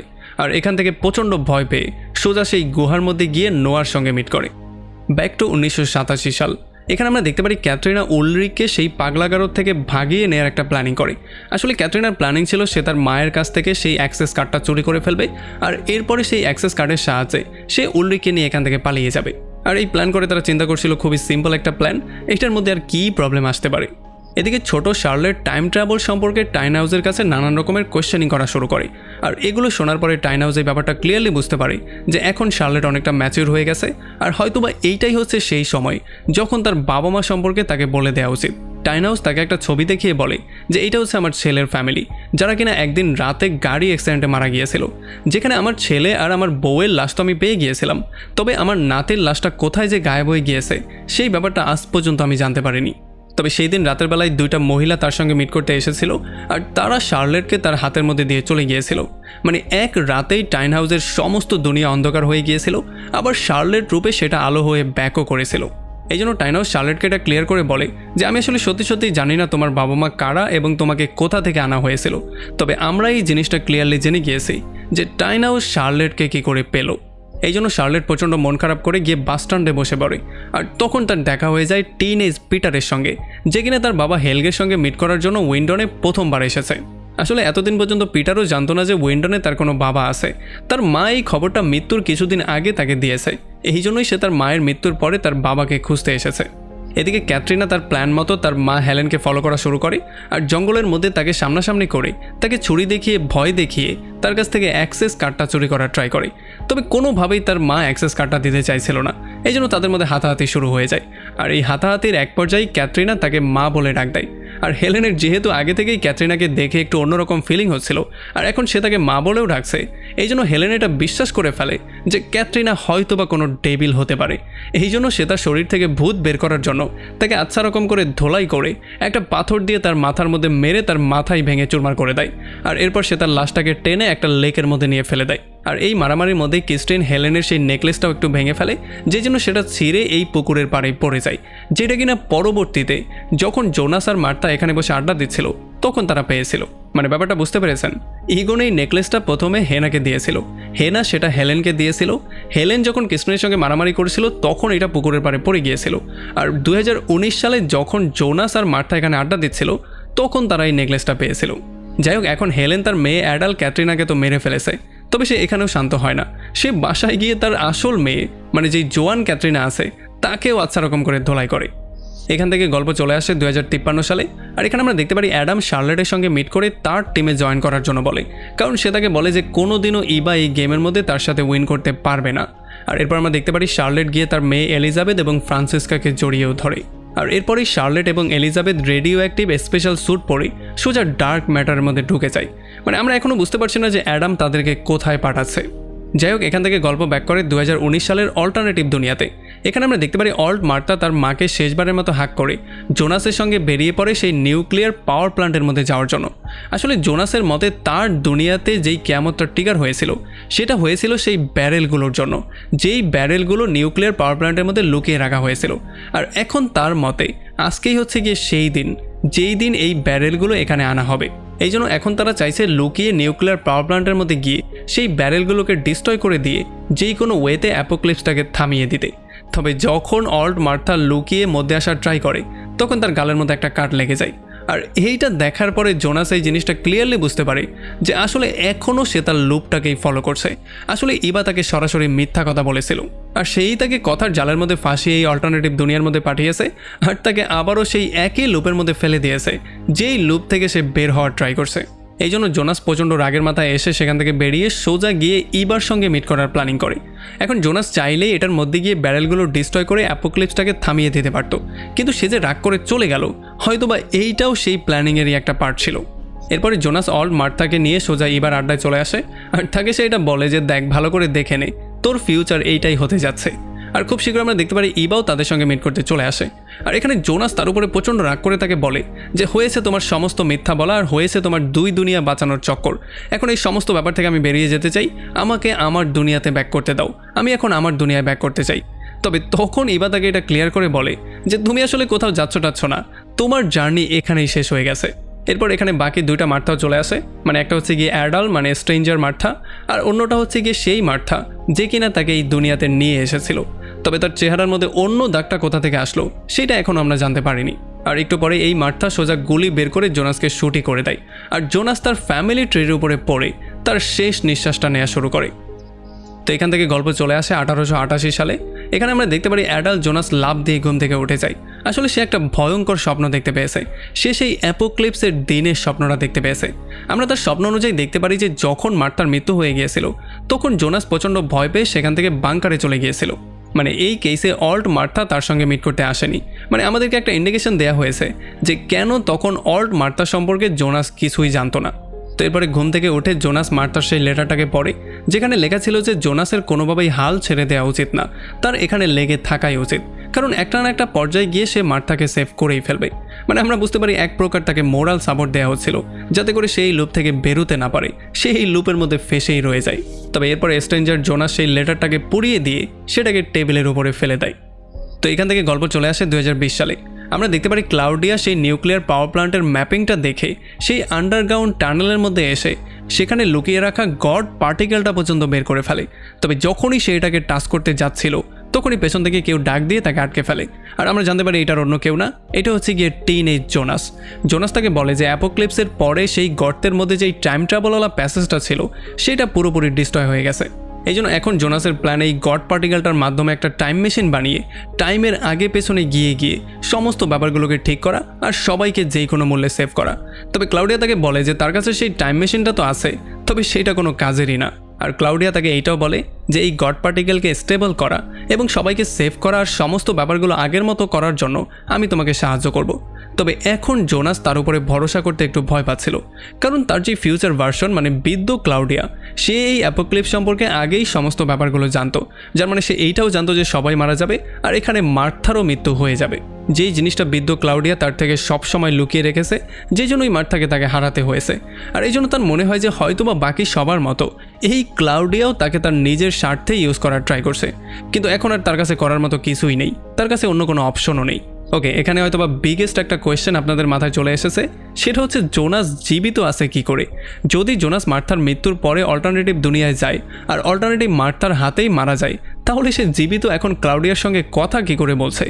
আসলে অ্যান্সারটা হচ্ছে গিয়ে এইটা হচ্ছে সেই জোনাস যে কিনা কখনো অল্টারনেটিভ দুনিয়ায় যায়নি, মানে সে কখনোই অল্টারনেটিভ মার্থার সঙ্গে মিটও করেনি আর অল্টারনেটিভ দুনিয়াতে গিয়ে মারাও যায়নি। এটা হচ্ছে সেই জোনাস যে কিনা মার্থার মৃত্যুর পরে পেছনের দরজা দিয়ে পালিয়ে চলে গিয়েছিল আর পরবর্তীতে সেই হয়েছিল স্ট্রেঞ্জার জোনাস। ওকে, এখন এগুলো শোনার পরে হয়তো আপনার মাথার মধ্যে সব কিছু খিচুড়ি পাকিয়ে ফেলেছে। আপনার মনে হচ্ছে আসলে হচ্ছেটা কি? একই জায়গার দুইটা জোনাস, একজন মারা গিয়েছে একজন জীবিত আছে, তাহলে তো এটার আগামাথা কিছুই মিলল না। হ্যাঁ, ব্যাপারটা আমিও বুঝতে পারছি, কিন্তু আমি বলবো একটু অপেক্ষা করুন। আমরা যতই সামনের দিকে যাওয়া শুরু করব ততই আস্তে আস্তে করে সমস্ত ব্যাপারগুলো ক্লিয়ার হওয়া শুরু হবে। তো এরপরে এখান থেকে গল্প চলে আসে 2052 সালের অল্টারনেটিভ দুনিয়াতে। আমরা দেখতে পারি যে স্ট্রেঞ্জার মার্থা অল্ট মার্থাকে বলছে যে তুমি জোনাসকে মেরে সম্পূর্ণ সঠিক সিদ্ধান্ত নিয়েছো। আর এরপর আমরা দেখতে পারি ইবা মানে বৃদ্ধ মার্থা অল্টারনেটিভ মার্থাকে দিয়ে সেই লেটারটা লেখায়, যেই লেটারটাই পরবর্তীতে নোয়া গিয়ে স্ট্রেঞ্জার জোনাসকে দিবে। মানে এটা হচ্ছে গিয়ে সেই মোরাল সাপোর্টটা যেটা কিনা তাকে লুপের মধ্যে ফাঁসিয়ে রাখতে সাহায্য করবে। ওকে, এখন তো এটা আমরা ক্লিয়ার হয়ে গেছে যে লেটারটা কোথা থেকে আসলো, কিন্তু জোনাস কি করে জীবিত আছে এই ব্যাপারটাকেও এখন একটু সলভ করা যাক। আমরা দেখতে পারি ইবা অল্টারনেটিভ মার্থার সামনে একটা ইনফিনিটি লুপের সিম্বল এঁকে বলে যে এটা হচ্ছে সময়ের একটা লুপ, তবে প্রত্যেকটা সময়ের লুপের মধ্যে একটা সুইচ পয়েন্ট থাকে আর এই সুইচ পয়েন্টেই দুইটা রিয়েলিটির ক্রিয়েট হয়, মানে একটা প্যারালাল রিয়েলিটি। আর তাদের সময়ের মধ্যে সেই সুইচ পয়েন্টটা ছিল মার্থার মৃত্যুর পয়েন্টটা। যখনই মার্থা মারা গিয়েছে তখনই এখানে দুইটা রিয়েলিটি ক্রিয়েট হয়ে গেছে। একটা রিয়েলিটি হচ্ছে সেইটা যেখানে জোনাস গিয়ে অল্টারনেটিভ মার্থার সঙ্গে মিট করেছিল আর সে অল্টারনেটিভ দুনিয়ায় চলে গিয়েছিল, আর অন্য একটা রিয়েলিটি হচ্ছে সেইটা যেখানে জোনাস তার মৃত্যু দেখে প্রচণ্ড ভয় পেয়ে পেছনের দরজা দিয়ে পালিয়ে গিয়েছিল। আর সেই জোনাসই পরবর্তীতে গিয়ে স্ট্রেঞ্জার জোনাস হয়েছিল, আর স্ট্রেঞ্জার জোনাস থেকে একটা সময় সে গিয়ে অ্যাডামে কনভার্ট হয়েছিল। মানে দুইটা আলাদা আলাদা ওভারল্যাপিং রিয়েলিটি, যেখানে একটার মধ্যে তার মৃত্যু হয়ে যায় আর অন্য একটার মধ্যে সে গিয়ে অ্যাডামে কনভার্ট হয়। তবে সবচেয়ে ইন্টারেস্টিং ব্যাপারটা হচ্ছে এই দুইটা রিয়েলিটি দেখতে আলাদা আলাদা হলেও এই দুইটা একই সময়ের পার্ট, মানে একই লুপের অংশ। এই জন্যই জোনাসের মৃত্যু হয়েছে, আবার জোনাস জীবিতও আছে। আর এই জন্যই যখন স্ট্রেঞ্জার জোনাসের সাথে অল্ট মার্থা মিট করেছিল তখন স্ট্রেঞ্জার জোনাস তাকে চিনতে পারেনি, কারণ অ্যাডাল্ট জোনাস সম্পূর্ণ একটা ভিন্ন রিয়েলিটিতে বাস করে যেখানে অল্ট মার্থার কোনো অস্তিত্বই নেই। আসলে এটাকে কোয়ান্টাম ইনট্যাঙ্গেলমেন্ট বলা হয়। মানে সহজ করে বললে একটা জিনিসের উপরে যেই প্রভাবটা পড়ে সেই প্রভাবটা তার সাথে কানেক্টেড অন্য জিনিসগুলোর উপরেও সমানভাবে পড়ে। আর এই ডার্কের কেসে সেই জিনিসটা হচ্ছে তাদের দুইটা আলাদা আলাদা রিয়েলিটি, যেটা কিনা একই টাইম লুপেরই একটা অংশ। আর এই জন্য আমরা দেখতে পেয়েছিলাম দুইটা দুনিয়ারই সমস্ত ক্যারেক্টারগুলো একটা লুপকেই ফলো করার ট্রাই করছিল, মানে এই লুপটাকে কন্টিনিউ করতে বারবার তারা ট্রাই করছিল। যার মানে এই জিনিসটা আমরা ক্লিয়ারলি বুঝতে পারি যে এভরিথিং ইজ কানেক্টেড। যাই হোক, এখন হয়তোবা জোনাসের মৃত্যু এবং জোনাসের জীবিত থাকা নিয়ে যেই কনফিউশনটা ছিল সেইটা হয়তো আপনাদের ক্লিয়ার হয়ে গেছে। এরপর এদিকে আমরা দেখতে পারি ইভা তার পুরো টিমকে এক জায়গায় করে বলে যে অ্যাডাম যত ইচ্ছা ট্রাই করে ফেলুক না কেন, সে এটার অরিজিনকে জন্ম হওয়া থেকে কোনোভাবেই আটকাতে পারবে না। আর তখন আমরা জানতে পারি তার এই অল্টারনেটিভ টিমের মধ্যে ছিল 3টা অল্টারনেটিভ মার্থা, 2টা নোয়া, ক্লাউডিয়া, ইগন এবং অ্যাডাল বার্থোস। আর এরপরে ফাইনালি ইভা তার টাইম ট্রাভেল মেশিন চালু করে প্রত্যেককে যার যার পাথে সেন্ড করে দেয়। তো এখান থেকে গল্প চলে আসে 2019 সালে। আমরা দেখতে পারি অল্টারনেটিভ দুনিয়ায় জোনাসের মৃত্যুর পরে সেই ইয়েলো জ্যাকেট পরা মার্থা সোজা এসে ম্যাগনেসের সঙ্গে মিট করে আর তাকে অ্যাপোক্লিপস সম্পর্কে সমস্ত ব্যাপারগুলো ক্লিয়ার করে বলা শুরু করে। তবে ম্যাগনেস তার কোনো কথাই বিশ্বাস করতে চাইছিল না, তার মনে হচ্ছিল যে হয়তোবা সে পাগল হয়ে গেছে। আর এদিকে আলেকজান্ডার বার্টোসকে তার আসল পরিচয়টা বলে। সে বলে যে সে আসলে আলেকজান্ডার ট্রিটমেন্ট না, বরং সে হচ্ছে বরিস নিবল, যে কিনা একটা দুর্ঘটনার পরে এই শহরে তার নাম চেঞ্জ করে এসে বাস করা শুরু করেছে। আর সে বার্টোসের কাছে এটা প্রমিস করেও বলে যে সেটা শুধুই একটা দুর্ঘটনা ছিল, সেটা কোনো মার্ডার ছিল না। আর এতটুকু বলেই আলেকজান্ডার সেই রেডিও অ্যাক্টিভ ব্যারেলগুলোকে লুকানোর জন্য সোজা প্ল্যান্টের মধ্যে ঢুকে পড়ে। এদিকে শার্লেট সোজা গিয়ে উল্লেখের সঙ্গে মিট করে তাকে সেই কয়েন দুইটার ফরেন্সিক রিপোর্ট দেখায়, যেখানে একটা কয়েন যেটা সে বাংকারের মধ্যে পেয়েছিল, আরেকটা কয়েন সে হেলগের কাছে পেয়েছিল। আর এই রিপোর্ট মতে দুইটা কয়েন হুবহু সেমই কয়েন, মানে মনে হচ্ছিল এই দুইটা কয়েন হয়তোবা টাইম ট্রাভেল করেছে। আর এইটা শোনার সঙ্গে সঙ্গেই উলরিকের মাথায় জিনিসটা ক্লিক করে যে সেই দিন গর্তের মধ্যে তারা যেই লাশটাকে পেয়েছিল সেটা আর অন্য কারো লাশ না, সেটা বরং তার ভাই ম্যাডের লাশ। আর এরপরে ঠিক একই রকম করে জোনাসের দুনিয়ার উলরিকের মতোই এই অল্টারনেটিভ দুনিয়ার উলরিকও হেলগেকে ফলো করতে করতে সোজা সেই গুহার মধ্যে চলে আসে। মানে আমরা বুঝতে পারি শুধুমাত্র দুনিয়াটাই আলাদা, কিন্তু বাকি সব কিছুই সেম টু সেম হচ্ছিল।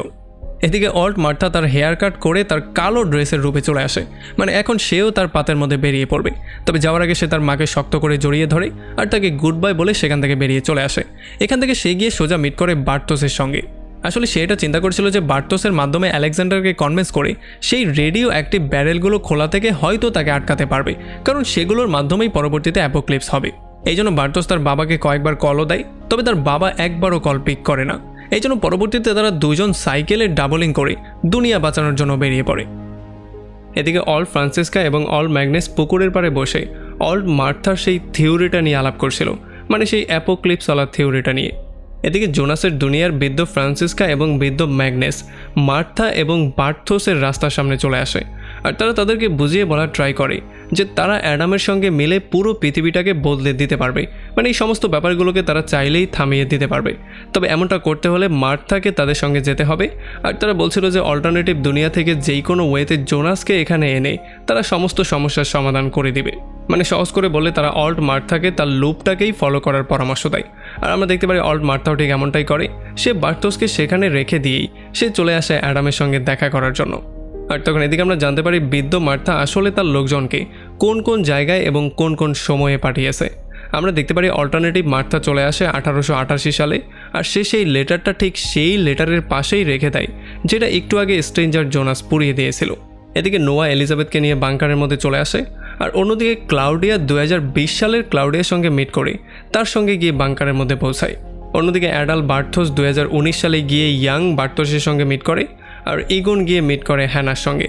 আর হ্যানাকে দেখে আমাদের মনে হচ্ছিল তার কোনো একটা সমস্যা হচ্ছে। এদিকে সেই কিলার ট্রিও তাদের যার যার মিশনে বেরিয়ে পড়ে। আমরা দেখতে পারি তারা যেই মাস্টার কিগুলো হাসিল করেছিল সেগুলোর মাধ্যমে তারা দুইটা দুনিয়ারই পাওয়ার প্ল্যান্টের মধ্যে চলে আসে। তাদের মধ্যে অ্যাডাল্টটা চলে আসে জোনাসের দুনিয়াতে, আর বৃদ্ধ আর বাচ্চাটা চলে যায় অল্টারনেটিভ দুনিয়াতে। আসলে তারা পাওয়ার প্ল্যান্টের মধ্যে গিয়ে কিছু একটা পরিবর্তন করার ট্রাই করছিল, মানে তারা কিছু সেটিংয়ের মধ্যে হেরফের করে দেয়। আর তাদের দেখে আমাদের মনে হচ্ছিল যে হয়তো তারা বড় কিছু একটা করার পরিকল্পনা করছে। আর এখানে ফাইনালি আমরা সেই জিনিসটা পেয়ে যাই যেটা এতদিন আমরা খুঁজছিলাম, মানে দুইটা টাইমলাইনের মধ্যে সবচেয়ে বড় ডিফারেন্স, যেটার হিন্ট আমাদেরকে এপিসোড 1 থেকে দেয়া হচ্ছিল। মানে সহজ করে বলে আমরা যেই অল্টারনেটিভ ওয়ার্ল্ডটাকে দেখতে পাচ্ছি এটা হচ্ছে জোনাসের ওয়ার্ল্ডেরই একটা মিরর রিফ্লেকশন, যেটার সবচেয়ে বড় হিন্ট এপিসোড 1-এ আমাদেরকে দেওয়া হয়েছিল। কারণ যখন প্রথমবারের মতো অল্ট মার্থা জোনাসের সঙ্গে মিট করেছিল তখন তার চেহারার মধ্যে যেই দাগটা ছিল সেটা রাইট সাইডে ছিল, কিন্তু যখনই সিনটা অল্টারনেটিভ দুনিয়াতে শিফট হয়ে গিয়েছিল তখন তার চেহারার মধ্যে দাগটা লেফট সাইডে চলে গিয়েছিল। যদিও প্রথম দিকে এটাকে আমরা একটা এডিটিং মিস্টেক হিসেবে ধরছিলাম, তবে এটা আসলে ক্লেভারলি আমাদেরকে একটা হিন্ট দেওয়া হচ্ছিল। তাছাড়া এখানে ডেটগুলো আমরা উল্টোভাবেই দেখতে পাচ্ছিলাম, যার মানে অবশ্যই এটা হচ্ছে একটা মিরর ওয়ার্ল্ড। অ্যান্ড যদি আপনারা একটু ভালোভাবে খেয়াল করেন তাহলে অল্টারনেটিভ দুনিয়ার মধ্যে চেহারাগুলোও একটু ডিফারেন্স রকম দেখা যাচ্ছিল, যেগুলো দেখে আমাদের সন্দেহ হচ্ছিল যে ওয়েট, এখানে কোনো একটা সমস্যা তো অবশ্যই আছে। যদিও জোনাস, মার্থা এবং বার্থোসের চেহারা খুবই সিমেট্রিক্যাল, এই জন্য তাদের চেহারা উল্টে দিলেও কোনো সমস্যা হচ্ছিল না, মানে তাদের চেহারা দেখতে সুন্দরই লাগছিল। কিন্তু সমস্যাটা চলে আসে অন্য চেহারাগুলোতে, যেমন শার্লেটের চেহারাটাই ধরুন। এটা দেখেই আমাদের মনে হয় যে ওয়েট, কোনো একটা সমস্যা তো অবশ্যই হয়েছে। এদিকে 2053 সালে অ্যাডাম অল্টারনেটিভ মার্থাকে একটা খাঁচার মধ্যে বন্দি করে ফেলে, আর তখন মার্থা এই জিনিসটা ক্লিয়ারলি বুঝতে পারে যে অ্যাডাম আসলে তার স্বার্থে তাকে ইউজ করেছে, দুনিয়া টুনিয়া বাঁচানোর ক্ষেত্রে তার কোনো আগ্রহই নেই। আর আসলে ব্যাপারটা সত্যিও ছিল, অ্যাডাম আসলেই চাইছিল যে অ্যাপোক্লিপস এসে দুইটা দুনিয়াকে একসাথেই ডিস্ট্রয় করে দেখ, যাতে করে এই সমস্ত ঝামেলাগুলোই শেষ হয়ে যায়। তো এর একটু পরে আমরা দেখতে পারি সিলজা মার্থার কাপড় চোপড় চেঞ্জ করে তাকে অ্যাডামের সামনে নিয়ে আসে, আর তার কাপড় চোপড় দেখে আমরা বুঝতে পারছিলাম যে হয়তোবা অ্যাডাম তাকে বলি চড়াতে যাচ্ছে।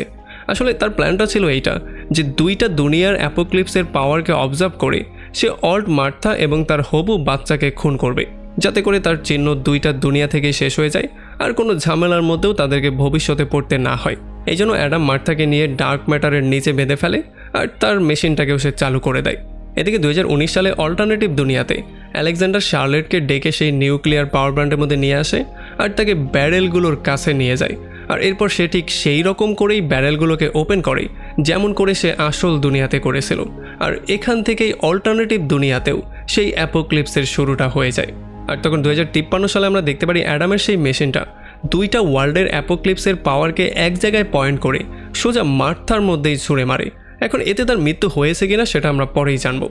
যাই হোক, এরপরে এদিকে আমরা দেখতে পারি মিডল এজ এইচজি টাইনহাউসকে। তাকে দেখে মনে হচ্ছিল যে সে আমাদেরকে মাল্টিপল ওয়ার্ল্ড সম্পর্কে একটা লেকচার দিচ্ছিল, আর এখানে একটা বিড়ালের উদাহরণ দিয়ে সে আমাদেরকে মাল্টিপল ওয়ার্ল্ড মানে মিরর ওয়ার্ল্ড সম্পর্কে বিভিন্ন তথ্য দিচ্ছিল। মানে যেমন করে জোনাস একটা জায়গায় মারাও গিয়েছে, আবার একটা জায়গায় সে জীবিতও আছে। আর তখন এই ব্যাপারটা আমরা জানতে পারি যে যেমন করে জোনাসের দুইটা রিয়েলিটি আছে, তেমন করে ঠিক মার্থারও দুইটা আলাদা আলাদা রিয়েলিটি আছে। একটার মধ্যে সে তো গিয়ে জোনাসের সঙ্গে মিট করে জোনাসকে তার দুনিয়াতে নিয়ে যায়, কিন্তু অন্যটার মধ্যে যখন সে জোনাসের ঘরে যাওয়ার ট্রাই করছিল তখনই বার্থোস পেছন থেকে এসে তাকে আটকে দেয় আর তার সঙ্গে করে নিয়ে যায়। মানে আমরা দেখতে পারি ইভা তার টাইম লুপিং সুইচের সাহায্যে তাদের দুজনেরই দুইটা আলাদা আলাদা ওভারল্যাপিং রিয়েলিটি বানিয়েছে, একটা জোনাসের আর একটা মার্থার।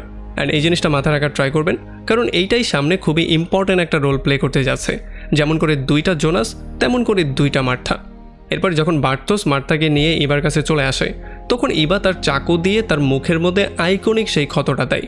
মানে এটা একটা স্মরণ চিহ্ন, যাতে করে সে তার লুপটাকে সবসময় ফলো করে। আর এই জন্যই আমি আগের এপিসোডে চিন্তা করছিলাম যে যেই মার্থা জোনাসকে মেরে ফেললো তার চেহারার মধ্যে এই দাগটা আসলো কোথা থেকে। আসলে সে ছিল অল্টারনেটিভ দুনিয়ার অল্ট মার্থা, আর এরপরে সে ইভার ওয়ার্ডার মতো সোজা গিয়ে জোনাসকেই মেরে ফেলে। আসলে এই এপিসোডের মধ্যে আমাদেরকে যেই টাইমলাইনগুলো দেখানো হয়েছে সেগুলো খুবই অড টাইমলাইন, মানে সেগুলো টাইমলাইনের মাঝখানের টাইমলাইন। এই জন্য আমি স্পেশালি কোনো সাল বলবো না, আমি শুধু ঘটনাগুলোকে এক্সপ্লেন করে যাব। আমরা দেখতে পারি জোনাস আর ক্লাউডিয়া সেই গড পার্টিকেলগুলোকে স্টেবল করার ট্রাই করে, তবে অনেক ট্রাই করার পরেও তারা কোনোভাবেই সফল হতে পারে না। এই জন্য জোনাস প্রচণ্ড আপসেট হয়ে তার বাসায় চলে যায় আর তার বাবার মতোই সুইসাইড করার ট্রাই করে, তবে এতে করেও কোনো লাভ হয় না। কারণ তখন এখানে ছোট নোয়া এসে তাকে বুঝিয়ে বলে যে জোনাস যতবারই যত রকম করে ট্রাই করুক না কেন সে তার নিজের জীবন কখনোই নিতে পারবে না, কারণ তার বড় ভার্সন অলরেডি বিভিন্ন দুনিয়াতে এক্সিস্ট করছে। সো যদি সে তার জীবন নিজে থেকেও নেওয়ার ট্রাই করে সময় তাকে বারবার তেমনটা করা থেকে আটকাবে। এরপরে জোনাস আর নোয়া চলে আসে সেই গড পার্টিকেলটাকে স্টেবল করার জন্য, আর তারা 2040 সাল পর্যন্ত এই গড পার্টিকেলটাকে স্টেবল করার জন্যই ট্রাই করতে থাকে। এখন যদি আপনার মাথায় কোয়েশ্চেন চলে আসে যে জোনাস, নোয়া এবং ক্লাউডিয়া বড় কবে হলো, তাহলে সেটার অ্যান্সার হচ্ছে এই গড পার্টিকেলকে স্টেবল করতে করতে। আমরা দেখতে পারি নোয়া এবং এলিজাবেথ এখনও একসাথেই ছিল, আর তাদের দুজনের শার্লেট নামের একটা মেয়ে হয়ে যায়। তবে একদিন হঠাৎই অ্যাডাল্ট শার্লেট এবং 2053 সালের সেই এলিজাবেথ, যাকে অ্যাডাম এখানে পাঠিয়েছে, তারা দুজন একসাথে এসে ছোট শার্লেটকে কিডন্যাপ করে ফেলে। মানে আমরা বুঝতে পারি এলিজাবেথের মেয়েকে এলিজাবেথ নিজেই কিডন্যাপ করেছে। আর এখন তারা দুজন তাকে নিয়ে এইচজি টাইনহাউসের কাছে যাবে, আর সেখানেই শার্লেট বড় হয়ে একটা পর্যায়ে পুলিশের হেড হবে। কেন হবে? কারণ everything is must repeat itself.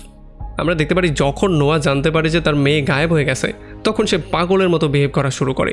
আসলে তার মনে হচ্ছিল এটার পেছনে হয়তো জোনাস নয়তো ক্লাউডিয়ার হাত আছে। আর এরপরে নোয়া তার ওয়াইফ এলিজাবেথকে গিয়ে সান্ত্বনা দিয়ে বলে যে যেই কোনো ওয়েতে সে তার মেয়েকে খুঁজে বের করবে আর তার কাছে যেই কোনো ওয়েতে ফেরত নিয়ে আসবে। আর এতটুকু বলেই সে সেই বইটা নিয়ে সেখান থেকে বেরিয়ে চলে যায়। মানে এইটা আমাদেরকে এই জিনিসটা ইন্ডিকেট দিচ্ছিল যে সিজন 1-এ আমরা যেই নোয়াকে দেখতে পেয়েছিলাম তার জন্ম কিভাবে হয়েছিল। মানে আসলে নোয়া এই সমস্ত কাজগুলো করছিল শুধুমাত্র তার মেয়েকে খুঁজে বের করার জন্য। সে শুধু তার মেয়েকেই চাইছিল। আর অনেকেই কোয়েশ্চেন করছিলেন যে এই ডায়েরিটার অরিজিন কোথায়, এইটা ক্লাউডিয়া বা নোয়ার কাছে আসলোই কিভাবে। আসলে এই ডায়েরিটা লিখেছিল জোনাস এবং মার্থার ছেলে, মানে সেই আননোন লোকটা। পরবর্তীতে অল ক্লাউডিয়া এই ডায়েরিটা আসল ক্লাউডিয়াকে দিয়ে দিয়েছিল, আর তার থেকে পরবর্তীতে এটা নোয়া নিয়ে নিয়েছিল। তবে আসল ক্লাউডিয়া এই ডায়েরিটা নোয়াকে দেওয়ার আগে সেটা থেকে কিছু পৃষ্ঠা গায়েব করে দিয়েছিল, আর এই পৃষ্ঠাগুলোই সিজন 1 থেকে নোয়া খুঁজে বেড়াচ্ছিল। যাই হোক, এখন আমরা দেখতে পারি এখানে যত কিছুই চলছিল, মানে এতগুলো বছর ট্রাই করার পরেও তারা যে গড পার্টিকেলটাকে অ্যাক্টিভ করতে পারছিল না, সেটার পেছনের অন্যতম মাস্টার মাইন্ড ছিল ক্লাউডিয়া। আসলে ক্লাউডিয়া ইচ্ছা করে এই ব্যাপারটাকে ডিলে করছিল। সে চাইছিল যাতে করে জোনাস আর নোয়া একসাথে তার সামনেই এখানে বড় হোক। সে আসলে চাইছিল তার মেয়েকে যেই কোনো ওয়েতে সেভ করতে। যেমন মানে আমরা বুঝতে পারি সবাই যার যার স্বার্থে ব্যস্ত, সবারই যার যার পার্সোনাল ইস্যু আছে। আর এই পার্সোনাল ইস্যুগুলোই একটু পরে গিয়ে ডার্কের মেইন একটা পয়েন্ট হয়ে দাঁড়াবে। আর এই ক্লাউডিয়া মাঝে মধ্যে ব্রেক নিয়ে আসল ক্লাউডিয়ার সঙ্গে মিট করতো, যাতে করে পাওয়ার প্ল্যান্টের সম্পর্কে তার থেকে সে খোঁজখবর নিতে পারে। তবে আস্তে আস্তে করে এবার থেকেও তার মন উঠে যাচ্ছিল, মানে এবার উপর থেকেও তার বিশ্বাস চলে যাচ্ছিল। এই জন্য একদিন মিটিংয়ের সময় হঠাৎ করেই আসল ক্লাউডিয়া অল্টারনেটিভ ক্লাউডিয়াকে শ্যুট করে মেরে ফেলে। মানে এখন সে এখানে থেকে জোনাসের উপরেও নজরদারি করতে পারবে, আবার অল্টারনেটিভ দুনিয়াতে গিয়ে ইবার উপরেও নজরদারি করতে পারবে। কারণ যখন সে ইবার কাছে যাবে তখন ইবা মনে করবে এটা হচ্ছে আমার সেই অল ক্লাউডিয়া, কারণ সে তো এটা জানবেই না যে তার ক্লাউডিয়ার মৃত্যু অলরেডি হয়ে গেছে। আর তখন আমাদের সামনে ক্লাউডিয়ার আসল মাস্টার প্ল্যানটা চলে আসে, যেটা সম্পর্কে না অ্যাডাম জানতে পারে না ইবা জানতে পারে। আমরা দেখতে পারি সেই অল্টারনেটিভ দুনিয়ার সেই ক্লাউডিয়ার টাইম মেশিনটা নিয়ে সোজা চলে আসে ইবার সঙ্গে মিট করার জন্য। আর ইবা এই ক্লাউডিয়াকে সেই টাইম মেশিনের আসল ব্লুপ্রিন্টটা দিয়ে বলে যে দ্রুত এইটা নিয়ে এইচজি টাইনহাউসকে দিয়ে দাও, কারণ আবারও সব কিছু রিপিট হওয়া খুবই জরুরি। মানে আমরা বুঝতে পারি যে আসলে সেই টাইম মেশিনের ব্লুপ্রিন্টটাও অল্টারনেটিভ দুনিয়া থেকে গিয়েছিল। আর তখন এদিকে আমরা দেখতে পারি তারা তিনজন মিলে ফাইনালি গড পার্টিকেলকে স্টেবল করে ফেলেছিল। তবে ক্লাউডিয়া তখন অ্যাডাল জোনাসকে বলে যে তোমাকে এখনও তোমার লুপটাকে ফলো করতেই হবে। এই জন্য সে তার সেই স্যুটকেসটা নিয়ে সোজা চলে যায় 2019 সালে, মানে সিজন 1-এর সেই সিনটা। মানে এখন সে জোনাসের সঙ্গে মিট করে জোনাসকে তার রাস্তাটা দেখাবে, আর টাইনহাউসের সঙ্গে মিট করে তার পুরনো সেই মেশিনটাকে ঠিক করবে। মানে এখন আমরা এই জিনিসটা ক্লিয়ারলি বুঝতে পারলাম যে জোনাসের লুপটা কেন শুরু হয়েছিল, কোথা থেকে শুরু হয়েছিল, আর এখন এই লুপটা কিভাবে চলছে। এদিকে 1890 সালে যখন জোনাস তার টাইম মেশিনটাকে ঠিক করার সম্পূর্ণ ট্রাই করছিল, তখন বার্থোস এগুলো দেখে এটা ক্লিয়ারলি বুঝতে পারে যে আসলে তারা চাইলেও এখান থেকে আর যেতে পারবে না, তারা জোনাসের সাথে এখানেই আটকা পড়ে যাবে। এরপরে বার্থোসের দেখা হয়ে যায় সিলজিয়া নামের সেই মেয়েটার সঙ্গে, যাকে অ্যাডাম 2053 সাল থেকে এখানে পাঠিয়েছিল। আর পরবর্তীতে বার্থোস এবং সিলজা একে অন্যের প্রেমে পড়ে যায়, তাদের দুইটা বাচ্চাও হয়। আর সেই বাচ্চাগুলোর নাম ছিল হানো এবং অ্যাগনেস। মানে ফাইনালি আমরা তাদের অরিজিনটাও পেয়ে গেলাম। আমরা দেখতে পারি অ্যাগনেসকে জন্ম দিতে গিয়ে সিলজার সেখানে মৃত্যু হয়ে যায়, আর এগুলোর জন্য বার্থোস অনেক বেশি ডিপ্রেশনের মধ্যে চলে যায়। আর পরবর্তীতে তার ছেলে হানো, মানে নোয়া অ্যাডামের বলায় তাকেই মেরে ফেলবে। মানে আমরা বুঝতে পারি এখানে বার্থোসের লুপ এবং তার জীবন দুইটাই শেষ হয়ে যায়। এদিকে অ্যাডাল জোনাস আস্তে আস্তে করে অ্যাডামে কনভার্ট হয়ে যাচ্ছিল, কারণ যেহেতু সে ঘন ঘন টাইম ট্রাভেল করছিল আর সবসময় রেডিও অ্যাক্টিভ সাবস্টেন্সের মধ্যেই থাকতো, এই জন্য রেডিয়েশনের জন্য তার চামড়াগুলো এমন বটে যাচ্ছিল, মানে কেমন যেন অদ্ভুত হয়ে যাচ্ছিল। এরপরে হ্যানা তার মেয়েকে নিয়ে তার সঙ্গে মিট করতে চলে আসে, আর আমরা জানতে পারি হ্যানা এবং ইগনের যেই মেয়েটা হয়েছে তার নাম হচ্ছে গিয়ে সিলজিয়া। হ্যাঁ, ঠিকই ধরেছেন, সেই সিলজিয়া যে কিনা একটু আগেই মারা গেল। আসলে হ্যানাকে এখানে ইবা পাঠিয়েছিল, আর তার সঙ্গে কথাবার্তা বলার পরে অ্যাডাম এটা ক্লিয়ারলি বুঝতে পারে যে হ্যানা এবং সিলজিয়া দুজনেই রং টাইমে রং জায়গায় আছে। এই জন্য তার প্ল্যানটাকে কন্টিনিউ করার জন্য সে ফাইনালি হ্যানাকেও শেষ করে দেয় আর সিলজিয়াকে তার সঙ্গে নিয়ে যায়। আর এমন করে হ্যানা এবং সিলজিয়ার লুপটাকেও পুরোপুরি কমপ্লিট করে দেওয়া হয়। আর এদিকে নোয়াও টাইম ট্রাভেল করে 1920 সালে চলে আসে আর তার ছোট ভার্সনের সঙ্গে মিট করে সেও তার লুপটাকে কন্টিনিউ করা শুরু করে। এরপরে সে গিয়ে অ্যাডামের সঙ্গে মিট করে শার্লেট সম্পর্কে জিজ্ঞেস করে, তবে অ্যাডাম তাকে উল্টাপাল্টা বুঝিয়ে বলে যে শার্লেটের গায়েব হওয়ার পেছনে একমাত্র দায়ী ব্যক্তি হচ্ছে ক্লাউডিয়া। সো যদি তুমি শার্লেটকে খুঁজে বের করতে চাও তাহলে তোমাকে ক্লাউডিয়াকে প্রথমে খুঁজে বের করতে হবে আর সেই ডায়েরির মিসিং পিসটাগুলোকে খুঁজে বের করতে হবে। এই জন্যই নোয়া অ্যাডামের সিগমান্ডোস গ্রুপের মধ্যে জয়েন করে ফেলে আর হেলকের সঙ্গে মিলে বিভিন্ন বাচ্চাদের উপরে বিভিন্ন এক্সপেরিমেন্ট করে। আর পরবর্তীতে যখন ডায়েরির পিসটাগুলো সে পেয়ে যায় তখন অ্যাগনেসের হাতেই তাকে মরতে হয়। মানে এমন করে তার লুপটাও কমপ্লিট হয়ে যায়। এদিকে 2053 সালে আমরা দেখতে পারি অ্যাডাম এই জিনিসটাই জানতো না যে একটু আগে সে যেই মার্থাকে মেরেছে সেই মার্থা আসলে ছিল অল্টারনেটিভ দুনিয়ার মার্থা। কিন্তু অন্যদিকে আসল মার্থা এবং তার বাচ্চা এখন পর্যন্ত এবার সঙ্গে আছে এবং পুরোপুরি সেভ আছে। আর অ্যাডাম যখন এই সমস্ত ব্যাপারগুলো জানতে পারে তখন সে পুরোপুরি শকড হয়ে যায়। সে বুঝতে পারছিল যে জীবনের শেষ মুহূর্ত পর্যন্ত মানুষ তাকে বোকা বানিয়েই যাবে। আর তখন এখানে বৃদ্ধ ক্লাউডিয়া এসে তাকে এটা বলে যে আমি এটা খুব ভালো করেই জানি যে আসল অরিজিনটা কোথায় আছে। আর তখন অন্যদিকে আমরা দেখতে পারি এইচজি টাইনহাউস তার ফ্যামিলিকে ফেরত আনার জন্য তার বাংকারের মধ্যে একটা নতুন মেশিন বানানোর ট্রাই করছিল, যেটা একটা টাইম মেশিন ছিল। যাই হোক, একেবারে লাস্ট এপিসোডের শুরুটা হয় ঠিক সেই জায়গা থেকে যেখানে সিজন 1-এর এপিসোড 1 শুরু হয়েছিল, মানে মাইকেলের সেই সুইসাইড সিন দিয়ে। মানে the beginning is the end and the end is the beginning, এই জিনিসটাকে পুরোপুরিভাবে রিপ্রেজেন্ট করার জন্য। যাই হোক, তখন 2053 সালে মানে ফিউচারে আমরা দেখতে পারি যে যখন অ্যাডাম বৃদ্ধ ক্লাউডিয়াকে দেখতে পারে তখন সে পুরোপুরি শকড হয়ে যায়। সে চিন্তা করছিল তাকে তো আমি নোয়াকে দিয়ে মেরেই ফেললাম, আর সে যে এখানে এসেছে এটা লুপের কোনো পার্টও না, তাহলে সে এখানে আসলো কি করে? এটা তো পুরোপুরি ইম্পসিবল একটা ব্যাপার। তাছাড়া অ্যাডাম এটাও চিন্তা করছিল যে এত কিছু জানার পরেও সে কেন এই ব্যাপারটা সম্পর্কে এখনও কিছু বুঝতে পারলো না। আর তখন ক্লাউডিয়া তাকে সমস্ত ব্যাপারগুলো ক্লিয়ার করে বলে। সে তার মাস্টার প্ল্যানটা তাদের সামনে শেয়ার করে। সে বলে যে কিভাবে অ্যাডাম এবং ইবার নাকের নিচে সে তার নতুন একটা প্ল্যানিং বানিয়েছে, যেই প্ল্যানিংটা না সে জানে না ইবা জানে। ক্লাউডিয়া তাকে বলে যে অনেক বছরের রিসার্চ করার পরে ফাইনালি আমি অরিজিন ওয়ার্ল্ড সম্পর্কে সমস্ত ব্যাপারগুলো জেনে গিয়েছি। আমি জেনে গিয়েছি এটা কোনো মিরর ওয়ার্ল্ড বা অন্য কোনো অবজেক্ট না, বরং এটা সম্পূর্ণ ডিফারেন্ট একটা জিনিস। আর সেটা হচ্ছে থার্ড রিয়েলিটি, মানে অরিজিন ওয়ার্ল্ড, যেখান থেকে এই সমস্ত ব্যাপারটা শুরু হয়েছিল। এখানে ক্লাউডিয়া অ্যাডামকে বলে যে তোমার এবং ইবার জীবনটা হয়তোবা সেই অরিজিন ওয়ার্ল্ডের সঙ্গেই কানেক্টেড। যদিও প্রথম দিকে তারা মনে করছিল যে এই সমস্ত ব্যাপারগুলো দুইটা দুনিয়াকে রিপ্রেজেন্ট করে, মানে দুইটা দুনিয়াকেই কানেক্ট করে, এটা একটা লুপের সিম্বল। তবে আসলে এটা ছিল একটা ট্রাইকেট্রা, যেটা তারা পরে বুঝতে পারে, মানে এটা ছিল 3টা ওয়ার্ল্ডের কানেকশন পয়েন্ট। অ্যান্ড ফাইনালি আমার মাথা থেকেও একটা বোঝা হালকা হয়েছে, কারণ সিজন 3 শুরু থেকেই আমি এই জিনিসটা চিন্তা করছিলাম যে যদি নাম্বার 3 এই ওয়েব সিরিজের জন্য এত গুরুত্বপূর্ণ হয়ে থাকে তাহলে কেন ওয়ার্ল্ড এখানে দুইটা দেখানো হচ্ছিল, যেমন ট্রাইকেট্রা, 3 সার্কেল, 3 সিজন, 33 ইয়ার্স, তাহলে তো ওয়ার্ল্ডও 3টাই হওয়ার কথা ছিল। অ্যান্ড এইটার একটা আইডিয়া আমাদেরকে একটু আগেও দেওয়া হয়েছিল, যেটা আমরা ইগনোর করে গিয়েছিলাম। আসলে টাইনহাউস যখন এই মাল্টি দুনিয়া নিয়ে আমাদেরকে লেকচার দিচ্ছিল তখন শুরুতে স্ক্রিনে 3টা বক্স শো করানো হয়েছিল, মানে 3টা আলাদা আলাদা ওয়ার্ল্ড যেগুলো একসাথে কানেক্টেড। আসলে ক্লাউডিয়ার বিশ্বাস ছিল এই সমস্ত ব্যাপারটা শুরু হয়েছে অরিজিন ওয়ার্ল্ড থেকে, যেখানে এইচজি টাইনহাউস তার ফ্যামিলিকে সেভ করার জন্য একটা টাইম মেশিন বানিয়েছিল। তবে তার সেই এক্সপেরিমেন্টটা পুরোপুরি ফেল হয়ে গিয়েছিল। তবে সেই ফেইলের ব্লাস্টের জন্য 2টা আলাদা আলাদা রিয়েলিটি ক্রিয়েট হয়ে গিয়েছিল, একটা হচ্ছে অ্যাডামের ওয়ার্ল্ড আর একটা হচ্ছে ইবার ওয়ার্ল্ড। আর ক্লাউডিয়া এই জিনিসটাও ক্লিয়ারলি বুঝে গিয়েছিল যে সে যতই ট্রাই করে ফেলুক না কেন এই 2টা ওয়ার্ল্ডের মধ্যে সে কিছুই বদলাতে পারবে না। এখানে ঠিক তেমন করেই সমস্ত ব্যাপারগুলো হয়ে যাবে যেমন করে আগে থেকে সব কিছু হয়ে আসছিল।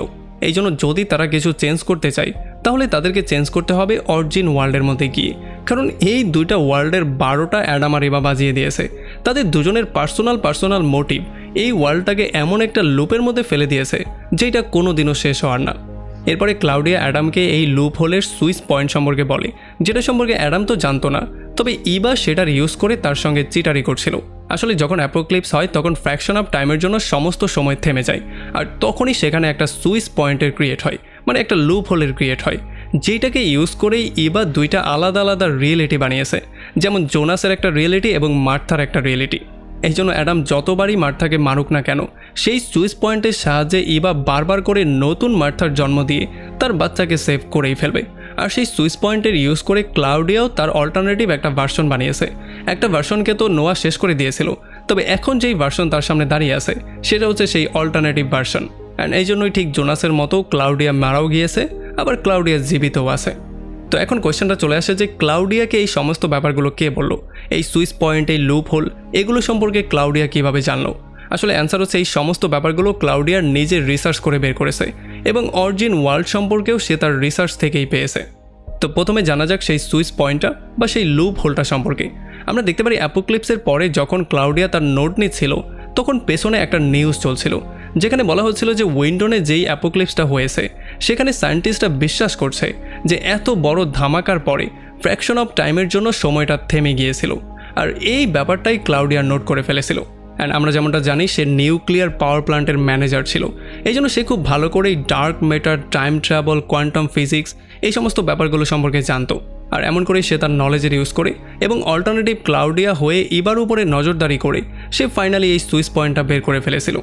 ওকে, এখন এই সুইচ পয়েন্টের ব্যাপারটা তো ক্লিয়ার হয়ে গেল, তবে সেই অরিজিন ওয়ার্ল্ড সম্পর্কে সে কী করে জানলো? কারণ এটার কোনো প্রমাণও তো তার কাছে নেই। তাছাড়া 2টা সিজনে আমরা এমন কোনো ব্যাপারও দেখতে পাইনি যেটা আমাদেরকে থার্ড ওয়ার্ল্ড সম্পর্কে কোনো হিন্ট বা কোনো প্রমাণ দেয়। এটা যদি আমরা একটু ভালো করে দেখি তাহলে আমরা এই জিনিসটা খুব ভালো করেই দেখতে পারবো যে এখানে যতগুলো ক্যারেক্টার আছে, মানে এই 3টা সিজনের মধ্যে যতগুলো ক্যারেক্টার আমাদের সামনে ইন্ট্রোডিউস করানো হয়েছে প্রত্যেকটা ক্যারেক্টারই টাইম ট্রাভেল করেছে, হয়তো সময় আগে গিয়েছে নয়তো পেছনে গিয়েছে, শুধুমাত্র একজনকে বাদ দিয়ে, সেটা হচ্ছে এইচজি টাইনহাউস। আসলে ভালো করে লক্ষ্য করলে আমরা দেখব এই পুরো সিরিজের মধ্যে টাইনহাউস হচ্ছে ইম্পর্টেন্ট সেই ক্যারেক্টার যে কিনা তার লাইফটা লিনিয়ারলি পার করেছে, মানে সে কোনো উইয়ার্ড ফ্যামিলি ট্রির মধ্যে যায়নি আর টাইম ট্রাভেলও কখনো করেনি। আর তাছাড়া এই সিরিজের সবচেয়ে ইম্পর্টেন্ট ক্যারেক্টারটা হচ্ছে সে, কারণ সেই টাইম ট্রাভেল মেশিনটাকে বানিয়েছিল। আর টাইনহাউসের যেই পর্দাটা ছিল সে ইনিশিয়ালি সিগমান্ডুস গ্রুপটাকে শুরু করেছিল। তাছাড়া টাইনহাউস ফ্যামিলির প্রত্যেকটা মেম্বারই টাইম ট্রাভেল নিয়ে পাগলের মতো ছিল। তবে এইচজি টাইনহাউস সেই ফ্যামিলির মেম্বার হওয়া সত্ত্বেও সারাটা জীবন শুধুমাত্র ঘড়ি বানানোতে আর মানুষের জন্য টাইম ট্রাভেল মেশিন বানানোতেই পার করে দিয়েছে, সে কখনোই টাইম ট্রাভেল করেনি। এই জিনিসটাই এখানে কেমন জানি খটকা লাগছে, মানে এই জিনিসটা এখানে ফিট হচ্ছে না। অ্যান্ড এই সন্দেহটা ক্লাউডিয়ার মনের মধ্যেও চলে আসে, এই জন্য সে তাকে নিয়ে রিসার্চ করা শুরু করে। তাছাড়া শার্লেটের সঙ্গে তার যেই কানেকশনটা সেই ব্যাপারটা সম্পর্কেও ক্লাউডিয়া জানতো যে যেই দিন টাইনহাউস সমস্ত কিছু হারিয়ে ফেলেছিল সেই দিনই 2টা মেয়ে এসে শার্লেটকে তার কাছে দিয়ে চলে গিয়েছিল। অ্যান্ড এরপর থেকে সে তার সারাটা জীবন শার্লেটকে বড় করার পেছনেই ব্যয় করে দিয়েছে। অ্যান্ড যেমনটা আমি শুরুতেই বলেছিলাম যে ডার্কের মেইন পয়েন্টটা হচ্ছে পার্সোনাল মোটিভ এবং পার্সোনাল লস। যেমন আমরা দেখতে পারি অ্যাডাম মার্থাকে হারানোর পরে তার দুনিয়ার 12টা বাজিয়ে দিয়েছিল, অন্যদিকে ইভা তার বাচ্চাকে সেভ করার জন্য তার দুনিয়ার 12টা বাজিয়ে দিয়েছিল। আসলে তারা দুজন যার যার পার্সোনাল মোটিভ ফুলফিল করার জন্য কতগুলো মানুষকে খুন করেছে আর এখনও কন্টিনিউ করেই যাচ্ছে। আর অন্যদিকে ক্লাউডিয়াও তার মেয়েকে বাঁচানোর জন্য এই সমস্ত কাজগুলো করছে। অন্যদিকে উলরিক, নোয়া, ক্যাথরিনা, হ্যানা তারা সবাই যার যার স্বার্থের জন্য কাজ করেছে। তবে এই সমস্ত ব্যাপারগুলোর মধ্যে এইচজি টাইনহাউসই হচ্ছে শুধুমাত্র স্টেবল পার্সন যে তার স্বার্থের জন্য কিছুই করেনি। আর এই জিনিসটাই ক্লাউডিয়ার মাথায় ক্লিক করে। সে চিন্তা করছিল হয়তোবা 3 নম্বর কোনো দুনিয়া আছে যেখানে হয়তো এইচজি টাইনহাউস তার ফ্যামিলি নিয়ে সুখে শান্তিতেই বাস করছিল, যেখানে না আছে অ্যাডাম, না আছে ইভা, না আছে তাদের এই অদ্ভুত রকমের ফ্যামিলি ট্রি। আর সেখানে হয়তোবা এইচজি টাইনহাউসের ফ্যামিলির মৃত্যুর পরে শার্লেটকে তার কাছে কেউ নিয়েও আসেনি। মানে আমরা দেখতে পারি যে এইচজি টাইনহাউসের কাছে টাইম ট্রাভেলওয়ালা মেশিন বানানোর নলেজও ছিল আর তার কাছে মোটিভও ছিল। মানে এখানে আমরা অরিজিন ওয়ার্ল্ড সম্পর্কে ক্লিয়ারলি সমস্ত ব্যাপারগুলো বুঝতে পারি। তো এখন ক্লাউডিয়া অ্যাডামকে সমস্ত ব্যাপারগুলো বুঝিয়ে বলার পরে তাকে বলে যে এতক্ষণ যা কিছুই হচ্ছিল সেগুলো লুপের একটা পার্ট ছিল, তবে এখন তোমার সাথে যেটা হচ্ছে, মানে তোমার আমার যেই কনভারসেশনটা হচ্ছে এইটা টাইমে প্রথমবার হচ্ছে, মানে এইটা লুপের কোনো অংশও না আর এইটা কেউ বাধ্য করে করাচ্ছেও না, এটা নিজে থেকে হচ্ছে। এখন এই সমস্ত ব্যাপারগুলো শোনার পরে অ্যাডামও ক্লাউডিয়ার কথায় বিশ্বাস করে ফেলে, এই জন্য সে তার কথা শোনা শুরু করে। এই জন্য অ্যাডাম সেই সুইচ পয়েন্টের ইউজ করে সোজা গিয়ে জোনাসের সঙ্গে মিট করে আর তাকে অরিজিন ওয়ার্ল্ড সম্পর্কে জ্ঞান দেওয়া শুরু করে। সে তাকে বলে যে যদি তুমি সমস্ত ব্যাপারগুলোকে থামাতে চাও আর এই লুপ থেকে বেরিয়ে আসতে চাও, মানে এই সাইকেলটাকে ব্রেক করতে চাও, তাহলে তোমাকে এবং অল্ট মার্থাকে এখান থেকে সোজা অরিজিন ওয়ার্ল্ডে গিয়ে এইচজি টাইনহাউসকে টাইম মেশিন বানানো থেকে আটকাতে হবে। এরপরে অ্যাডাম তাকে ছোট একটা টাইম মেশিন দিয়ে সেখান থেকে বেরিয়ে চলে যায় আর জোনাসও গিয়ে মিট করে অল্ট মার্থার সঙ্গে আর তাকে সত্যি সত্যি সমস্ত ব্যাপারগুলো বলে দেয়। সে তাকে বলে যে আমরাই হচ্ছে গিয়ে সেই গ্লেজ যারা কিনা 2টা ওয়ার্ল্ডকে ডিস্ট্রয় করে দিচ্ছিল। এরপরে জোনাস আর মার্থা সেই গুহার সাহায্যে টাইম মেশিনের ইউজ করে অরিজিন ওয়ার্ল্ডকে খুঁজে বের করতে বেরিয়ে পড়ে। আর অন্যদিকে আমরা দেখতে পারি অ্যাডাম গিয়ে ইভার সঙ্গে মিট করে আর তাকে সান্ত্বনা দিয়ে বলে যে ফাইনালি সমস্ত কিছু আমরা ঠিক করতে যাচ্ছি। এরপরে ফাইনালি আমরা চলে আসি অরিজিন ওয়ার্ল্ডে। আমরা দেখতে পারি টাইন হাউসের ছেলে মারিক তার উপরে চিল্লাচিল্লি করছিল। আসলে মারিক বলছিল যে তার বাবা কখনোই তার উপরে খুব ভালো করে নজর দেয়নি, সে সবসময় তার সেই টাইম মেশিনওয়ালা বই এই সমস্ত ব্যাপারগুলো নিয়েই পড়ে থাকতো। এই জন্য মারিক তার উপরে চিল্লাচিল্লি করে প্রচণ্ড রাগ করে তার ফ্যামিলির সাথে গাড়ি নিয়ে বেরিয়ে পড়ে। আর আমাদের দেখে মনে হচ্ছিল যে হয়তোবা এইটাই সেই রাত যেই দিন তারা অ্যাক্সিডেন্ট করে মারা গিয়েছিল। এদিকে জোনাস আর মার্থা টাইম ট্রাভেল করে ফাইনালি চলে আসে অরিজিন ওয়ার্ল্ডের মধ্যে আর তারা মারিককে ব্রিজ ক্রস করা থেকে আটকে ফেলে। এরপরে মারিক সেখান থেকে সোজা তার বাসায় ব্যাক করে। মানে আমরা দেখতে পারি ফাইনালি এই সাইকেলটা ব্রেক হয়ে গেছে। মানে না মারিক ব্রিজ ক্রস করেছে, না তার অ্যাক্সিডেন্ট হয়েছে, না এই যে টাইম হাউস পরবর্তীতে সেই টাইম মেশিনটা বানিয়েছে। এই জন্য আস্তে আস্তে করে জোনাস আর মার্থার অস্তিত্ব গায়েব হওয়া শুরু হয়। আর আমরা দেখতে পারি তাদের যতগুলো ভার্সন, যতগুলো ওয়ার্ল্ডে ছিল, মানে যতগুলো টাইমলাইনে ছিল, সমস্ত টাইমলাইন থেকে তারা আস্তে আস্তে করে গায়েব হওয়া শুরু হয়। অ্যান্ড একেবারে লাস্টের সিনে আমরা দেখতে পারি রেজিনা এখনও জীবিত আছে আর সে কানওয়ানের ঘরের মধ্যে থাকছে। মানে টেকনিক্যালি যদি আমরা দেখি তাহলে এটা হচ্ছে অরিজিন ওয়ার্ল্ড, আর অরিজিন ওয়ার্ল্ডে এই ঘরটা সবসময় রেজিনারই ছিল। হ্যানা, টরমেন, ক্যাটরিনা, পিটার এবং ব্যানি তারা সবাই মিলে রেজিনার ঘরে ডিনার করছিল।